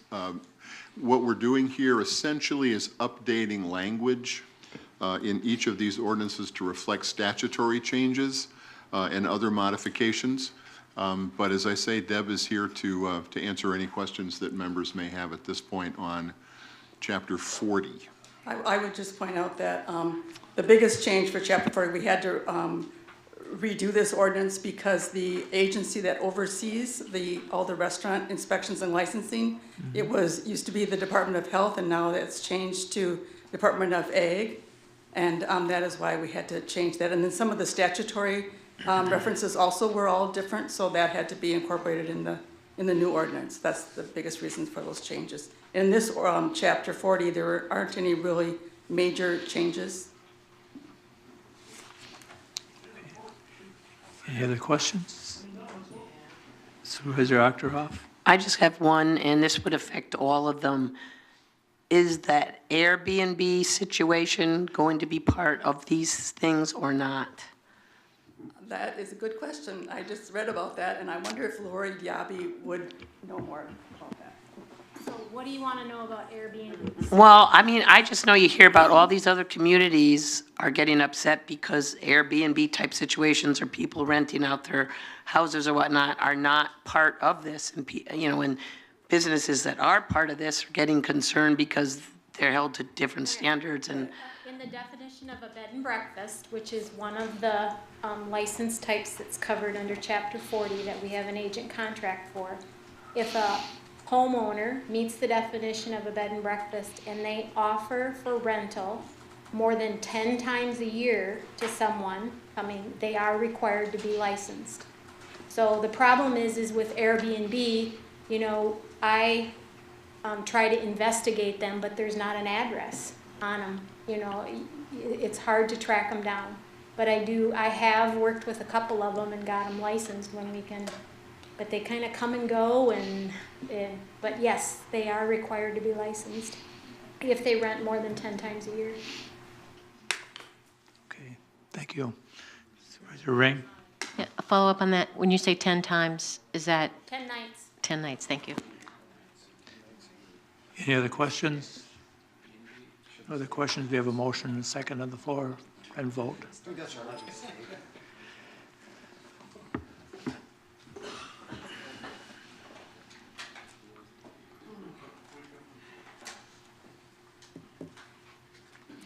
And that was all yeses. Thank you. We'll move on to our next one, which is the ordinance repealing Chapter 42, Public Health of the St. Croix County Code of Ordinances and recreating Chapter 42, Human Health Hazard of St. Croix County Code of Ordinances. Motion? I would approve that with a slight, I need a motion on the a floor motion to first. approve with a change, or do you want me to do a second motion later with an amendment? I want a motion on this first. Okay, somebody else. Supervisor Babbitt, Supervisor Coulter, second. Now it's open for discussion. Okay. I read through this one, and in light of the CAFO situation, there's CAFOs, and we have some that are excellent, and then we have others that aren't following the rules. On the second page, up at the top, where there's reference to 42.08C2, title changed from manure to animal waste, additional sentence added as follows: this provision shall not apply to animal waste stored and spread in the normal course of farming operations. I'm simply amending to read, and spread in the normal and allowed course of farming operations.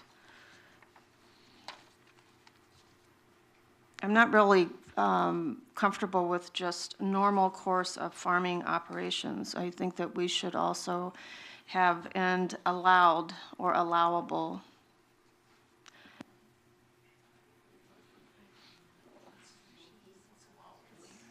So, It's on page Where is 5, this? but page 5. At the very end Oh, of chapter yes, 42. Page 46, it's on that page, I think, of your packet, and it's C, and then it's number 2 down.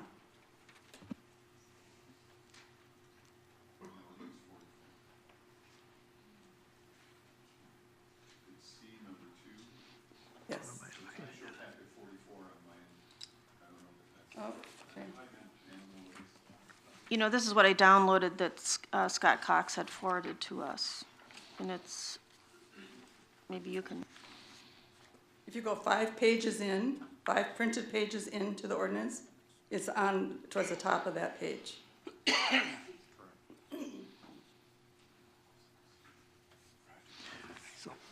Supervisor Peavy. Yeah, before, we don't have a second, so maybe this is not pertinent right now, but I don't know who you would say allowed by. Small farmers, big farmers, medium-sized farmers, allowed by who, by what? my reference had to do with what was allowable. But who's gonna say what? Oh. Well, I assume that it's through. Well, it's not regulated by public health, what's allowable. That would be community development of the statute. It's not our statute that would regulate what's, yeah, it would be DNR, I believe, yes. Okay.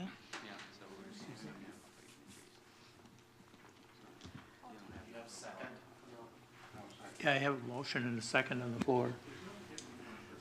But I don't have a, did Supervisor Berkey make an, she make an amendment? I made Do I an have a second amendment. to that And I amendment? don't think that anyone has seconded that.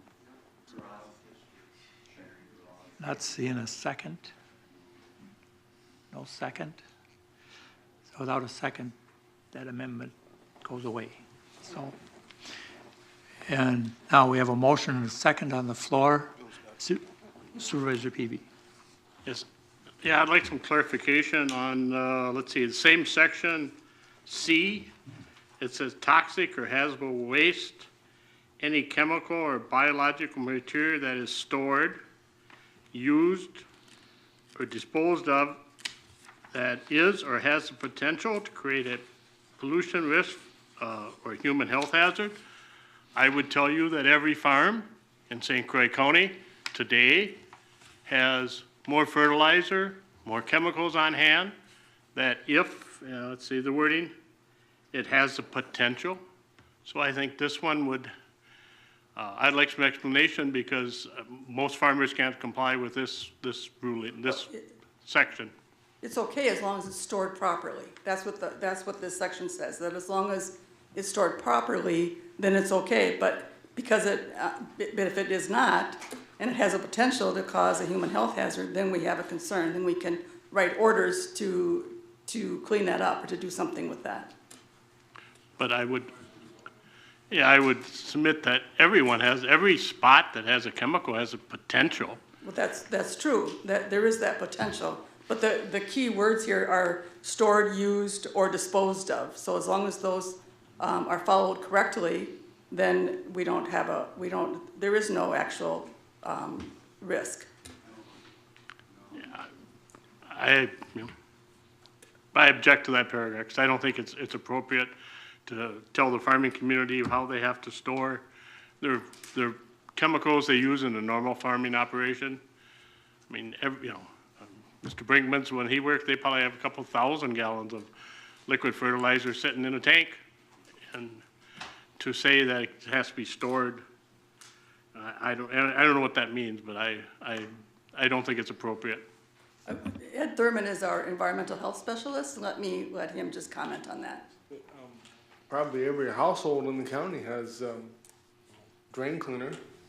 And if it's stored, used, and disposed of properly, it would not be a aggressive in this ordinance or a human health hazard. So we're just covering the instance where someone maybe is dumping chemicals on the ground.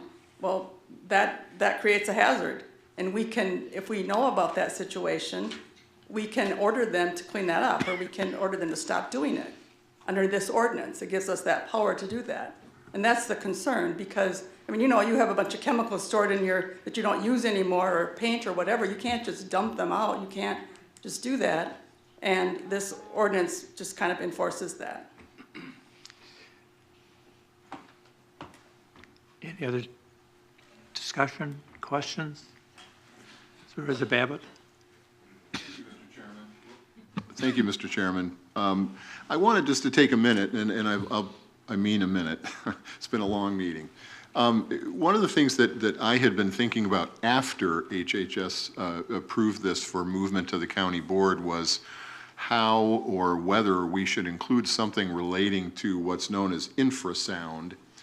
HHS has had presentations as long as I've been here, 3 years or so now, each and every night that we meet on the human health hazards related to improperly sited wind turbines. We had a gentleman from town of Forest tonight talking about that. I've decided not to make a motion tonight to add that to the list of human health hazards, even though I personally believe that it is one. I recognize that that's an issue, unfortunately, still open to interpretation. Mr. Strom, who was here from the town of Forest tonight, talked about why he believes that infrasound is a human health hazard, and he alluded to what's known as ICD-10, which is the international classification of diseases that physicians and other health professionals such as myself have to use on a daily basis to make diagnoses. And given that the World Health Organization has included infrasound in their diagnostic manual, specifically vertigo that results from that, in my mind, there's got to be a strong scientific basis for that to be included. But in consultation with various individuals about the issue, I've decided not to amend, but I did want to be public in expressing my concern about that issue, and I think sooner or later we'll probably need to insert it here, or at least make a request to insert it. So I wanted the board to be aware of my concern about that issue. And finally, HHS in July will be hosting Dr. Mark Werner from the Division of Public Health, who's going to come and talk about that issue specifically. So if any of you are interested in learning more about the Highland Wind project in Town of Forest and the concerns that many of us have about that project, please come to the July 11th HHS board meeting if you can. Thank you. Let's get back to, we have a motion and a second on the floor. If there's no further discussion, we'll vote on this. Supervisor Schobert.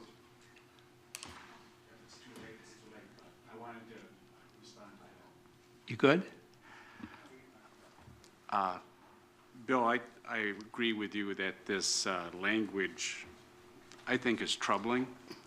And while much as I want this to go through and pass, and I know that the HSS looked at this carefully, but I don't know if legal looked at this very carefully. There's just some things in here that perhaps should be clarified. If we do adopt this tonight, because it's probably better than not having anything, is there any reason we can't revisit this again in a month or two to come back and maybe get some of the terminology more straight? Council, if you could assure me that we can revisit this. You can always revisit certain sections of any or the entire ordinance. I did not personally handle this project, but Heather Wolski worked with the HHS department and in the review and reworking of these three ordinances. It has been looked at, doesn't mean we can't look at it again. And yeah, it certainly can be done. Okay. So, Bill, I don't know how you want to approach this. I suppose we could adopt this and defer application of this number 6 so we can basically pull this out of there, and then we know we got to do something about it. So do you have objection to any other phrases? Supervisor Peavy? Yep. I'm sorry? I'm very concerned about votes being locked already. Point of order. Yeah. I did call for the vote, so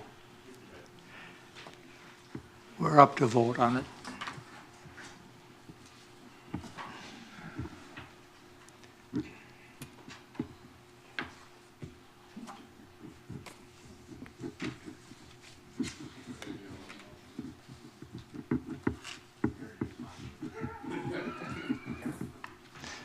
One abstain, one no. It passes. Thank you. We'll move forward.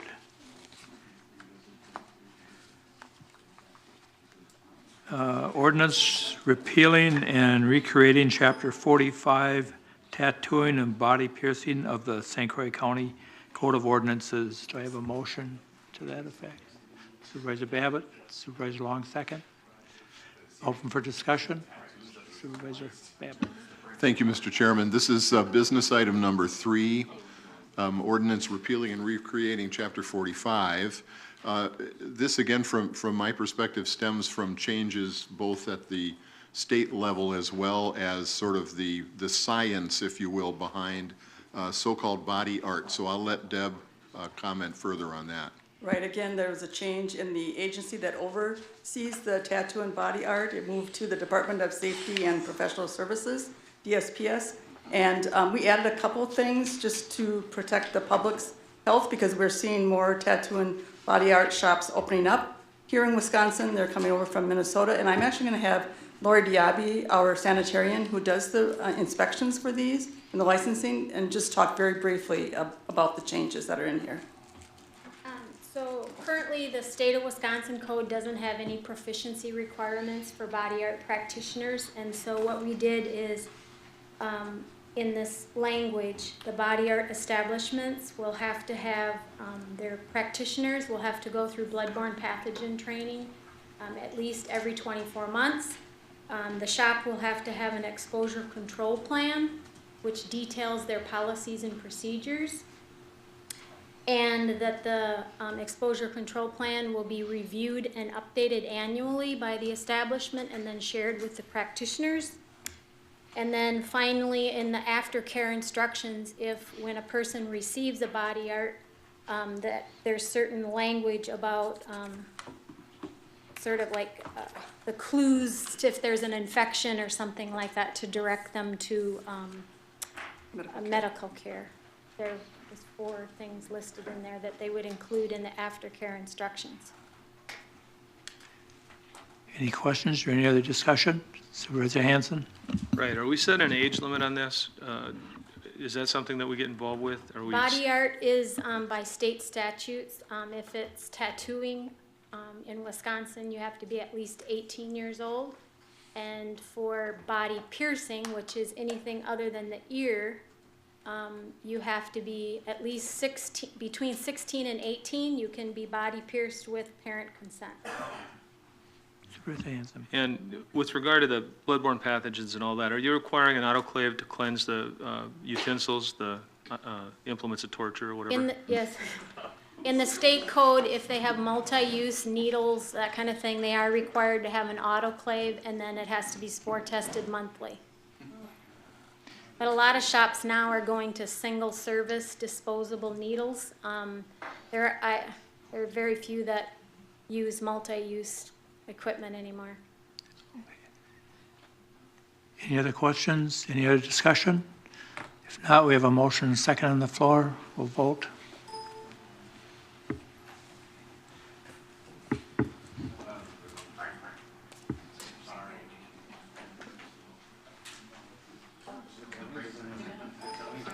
That's all yeses. We'll move on to our number 6 item, resolution to create nonpartisan procedure for the preparation of legislative and congressional redistricting plans. I have Supervisor Schoberg, motion. Do I have a second? Supervisor Nelson. Supervisor Schoberg. I know we're all tired. This is a pretty serious issue, and I'd like to give it some good attention, open it up for some debate. I'm not proud of the way our country is going right now with the polarization.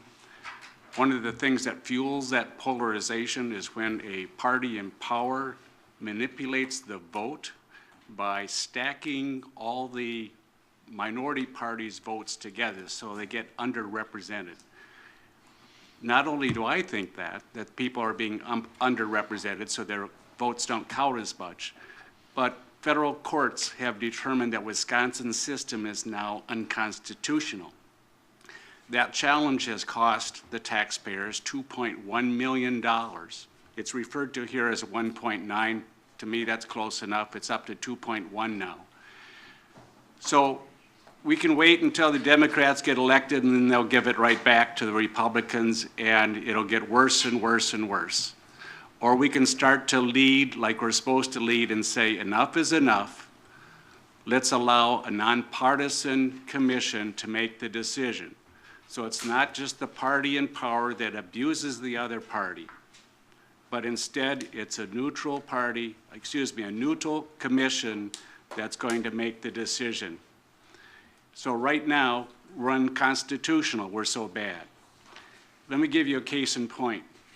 If you looked at how Ron Kind's district has been redistricted, you can find that they seem to spot some college campuses. So Ron Kind ends up getting pretty much a free seat. Well, maybe he gets 70% of the vote in that area, but he only needed 51%. And the other party knew that. So this way they know that 19% of the vote is going to be wasted. That's the argument that was made, is that it's causing a waste of people's votes, and it's done purposefully. So if we want to put an end to this, help the whole country and our state heal again, we need to not allow either party in power to have this type of power. That's why this is before you. There's been a number of other counties that have already passed this resolution. This came to me through Lincoln County, and I understand Dunn County has already passed it too. So I urge you to support this resolution. Discussion. Supervisor Brinkman. How is this a county board issue? I'm really perplexed by this. And I've got several calls on it from other people saying, how is this a county board issue? And listen, in the 1960s, it went to the state Supreme Court. In the 70s, it was threatened to go to the U.S. Supreme Court. In the 80s, the 90s, and I believe 2000, it went to the state Supreme Court again, then those 3 times too, didn't it? So the ultimate is that everybody seems to fight about this, and then you get to, well, the courts where a judge is supposed to be non-political, supposedly. My biggest concern about this is, okay, so what would you replace it with? Something like the Government Accountability Board? Well, that worked really well. That was, I mean, Actually, what do you that did work replace very with? well. Yeah. There's people under investigation for being in cahoots with the IRS, and, I mean, no. I guess your I'll just go back sources. to my first question. How do we feel this is a county board issue? How is it not? How is it not that we're leaders? I'm hearing from my constituents, they're sick of this stuff. They're sick of the polarization. We're in a position to do something. I'm an elected official, so are you. You can represent your voters. If your voters like to have gerrymandering and have this polarization, go ahead, vote against it. I'm not going to persuade you to do anything on this. For me, I can't sleep with this type of or polarization in our country. It's tearing me apart. I can do something now here to stop it. We're gonna, I agree, you can do something to Whoa, stop whoa, it, but whoa, is that a whoa, county whoa. board issue? wait a minute. Sorry. We're getting out of hand. So we have to have a little more control. Where's the culture? Yeah, I just assumed stuff like this didn't come before us. I mean, we get enough things that polarize us without adding fuel that's not ours to burn. I'd really appreciate it if we didn't have all these symbolic resolutions come here. Any other discussion? Supervisor Babbitt.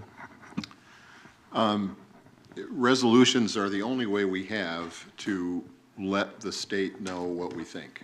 I don't know of any other mechanism before us other than by passing resolutions. The thing that attracts me to this and the reason why I will vote yes is because it really is a nonpartisan issue. Both parties have abused this. Both parties need to stop doing it. I understand that our vote tonight is not going to convince Governor Walker or any previous or future governor to say, oh, okay, St. Croix County doesn't like this. But I think if we have a number of counties in the state, maybe a majority of counties in the state saying this is a lousy deal, maybe Madison moves on it. But resolutions are really the only tool we have at our disposal to let Madison know what we think. Any other discussion? Supervisor Long. I'm very uncomfortable with lines number 10 and 11, where we're basically saying that congressional plans of Wisconsin have been subject to partisan influence that put the desires of politicians ahead of the electoral prerogative of the people. That statement to me is very subjective and very opinionated, whether you agree or disagree with it. And I don't think it's very professional that it's even included in this resolution. And I don't really think this is any of our business. I agree with the polarization issue, but I don't think this is appropriate. Any other discussions? Supervisor Berkey.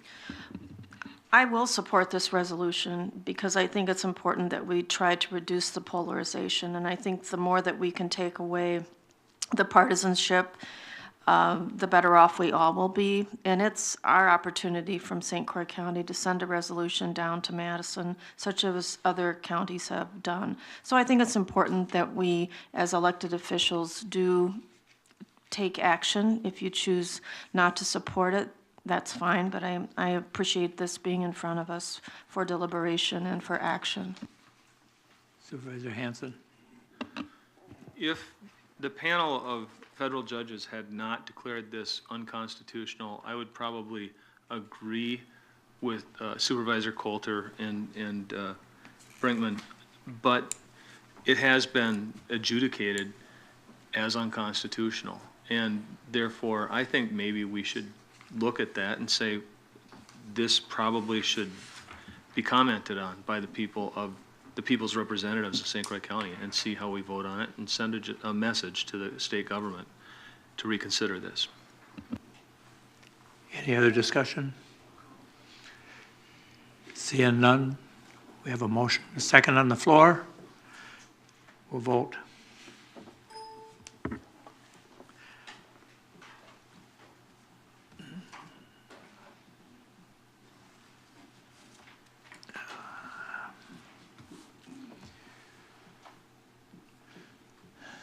Three noes and abstain, it passes, so thank you for that.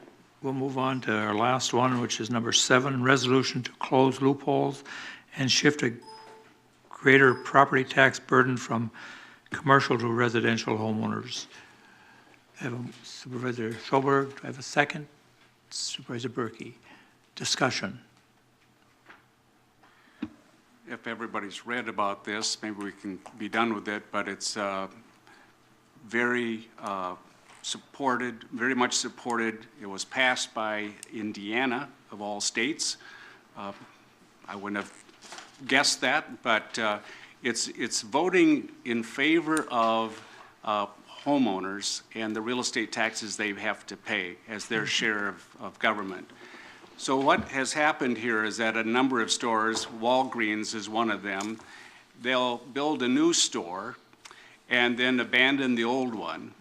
And then they'll say, well, the old store is worth a lot less money. And by the way, our new store is only worth that much too, because after all, it's just the real estate here. And the real estate, you know, once we sell it, it's going to get that same type of price. So they're able to ignore, through a couple bad court decisions, the operating revenue that's coming in.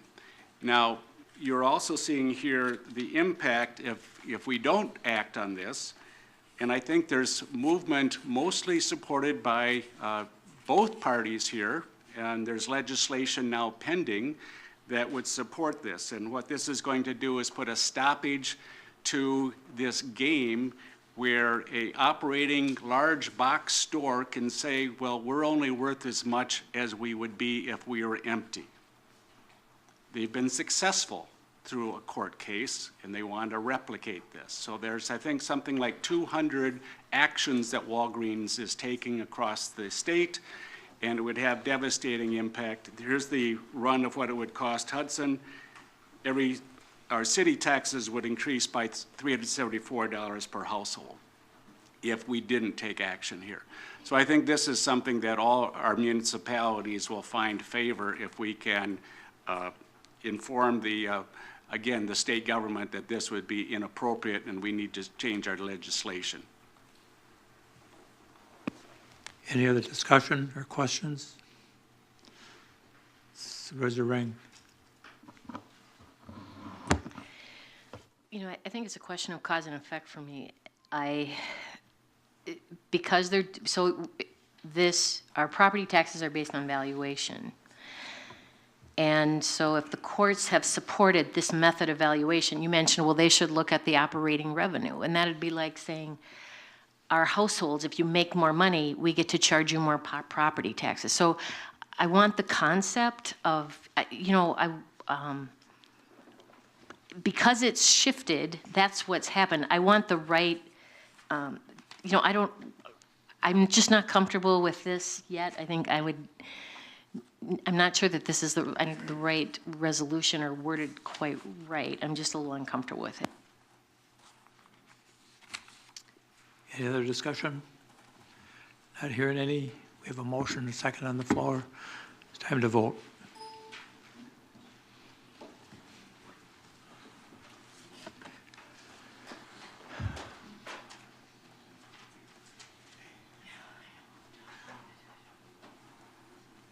2 abstain, 2 noes. The motion passes. Thank you, everyone. That's the end of our business items. Now I'm looking for future agenda items. Any requests for that? Supervisor Peavy.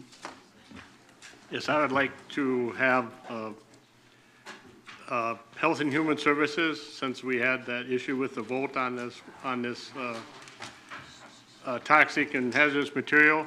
I would like to have Health and Human Services revisit that section of the ordinance in lieu of the agriculture community, and then come back with a possible remedy change in language, or a report that they don't want to, and I got what would normally use 2 months or something like that. Yep.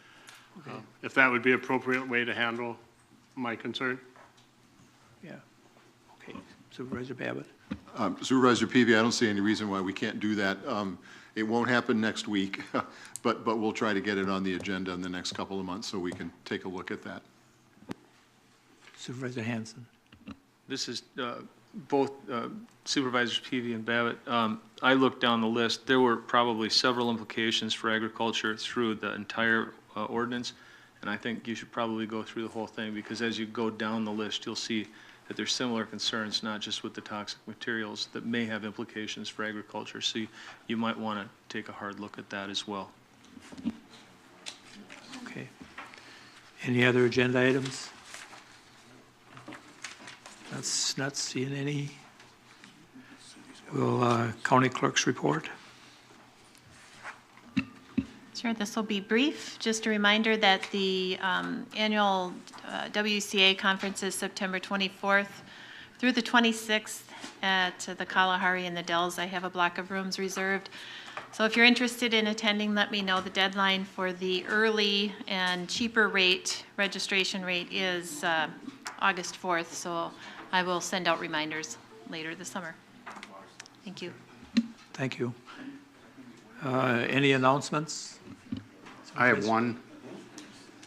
I can't think of a more exciting way to spend a birthday, but I'd like to wish Bob Middett happy birthday. Like I said, I can't think of a more exciting evening, Bob. So I think we should send your wife flowers. I think we should sing. It's too late to sing, but happy birthday, Bob. Supervisor Berkey. I just want to remind everyone that the Mayfair event and sale is Saturday, May 13th, 4 to 9, and it's a great fundraiser for the fairgrounds. Show of Thank hands, you. who's going to the Mayfair event? All right, come on. It's really a good time. Any other announcements? Not seeing any. Thank you, everyone. We're adjourned.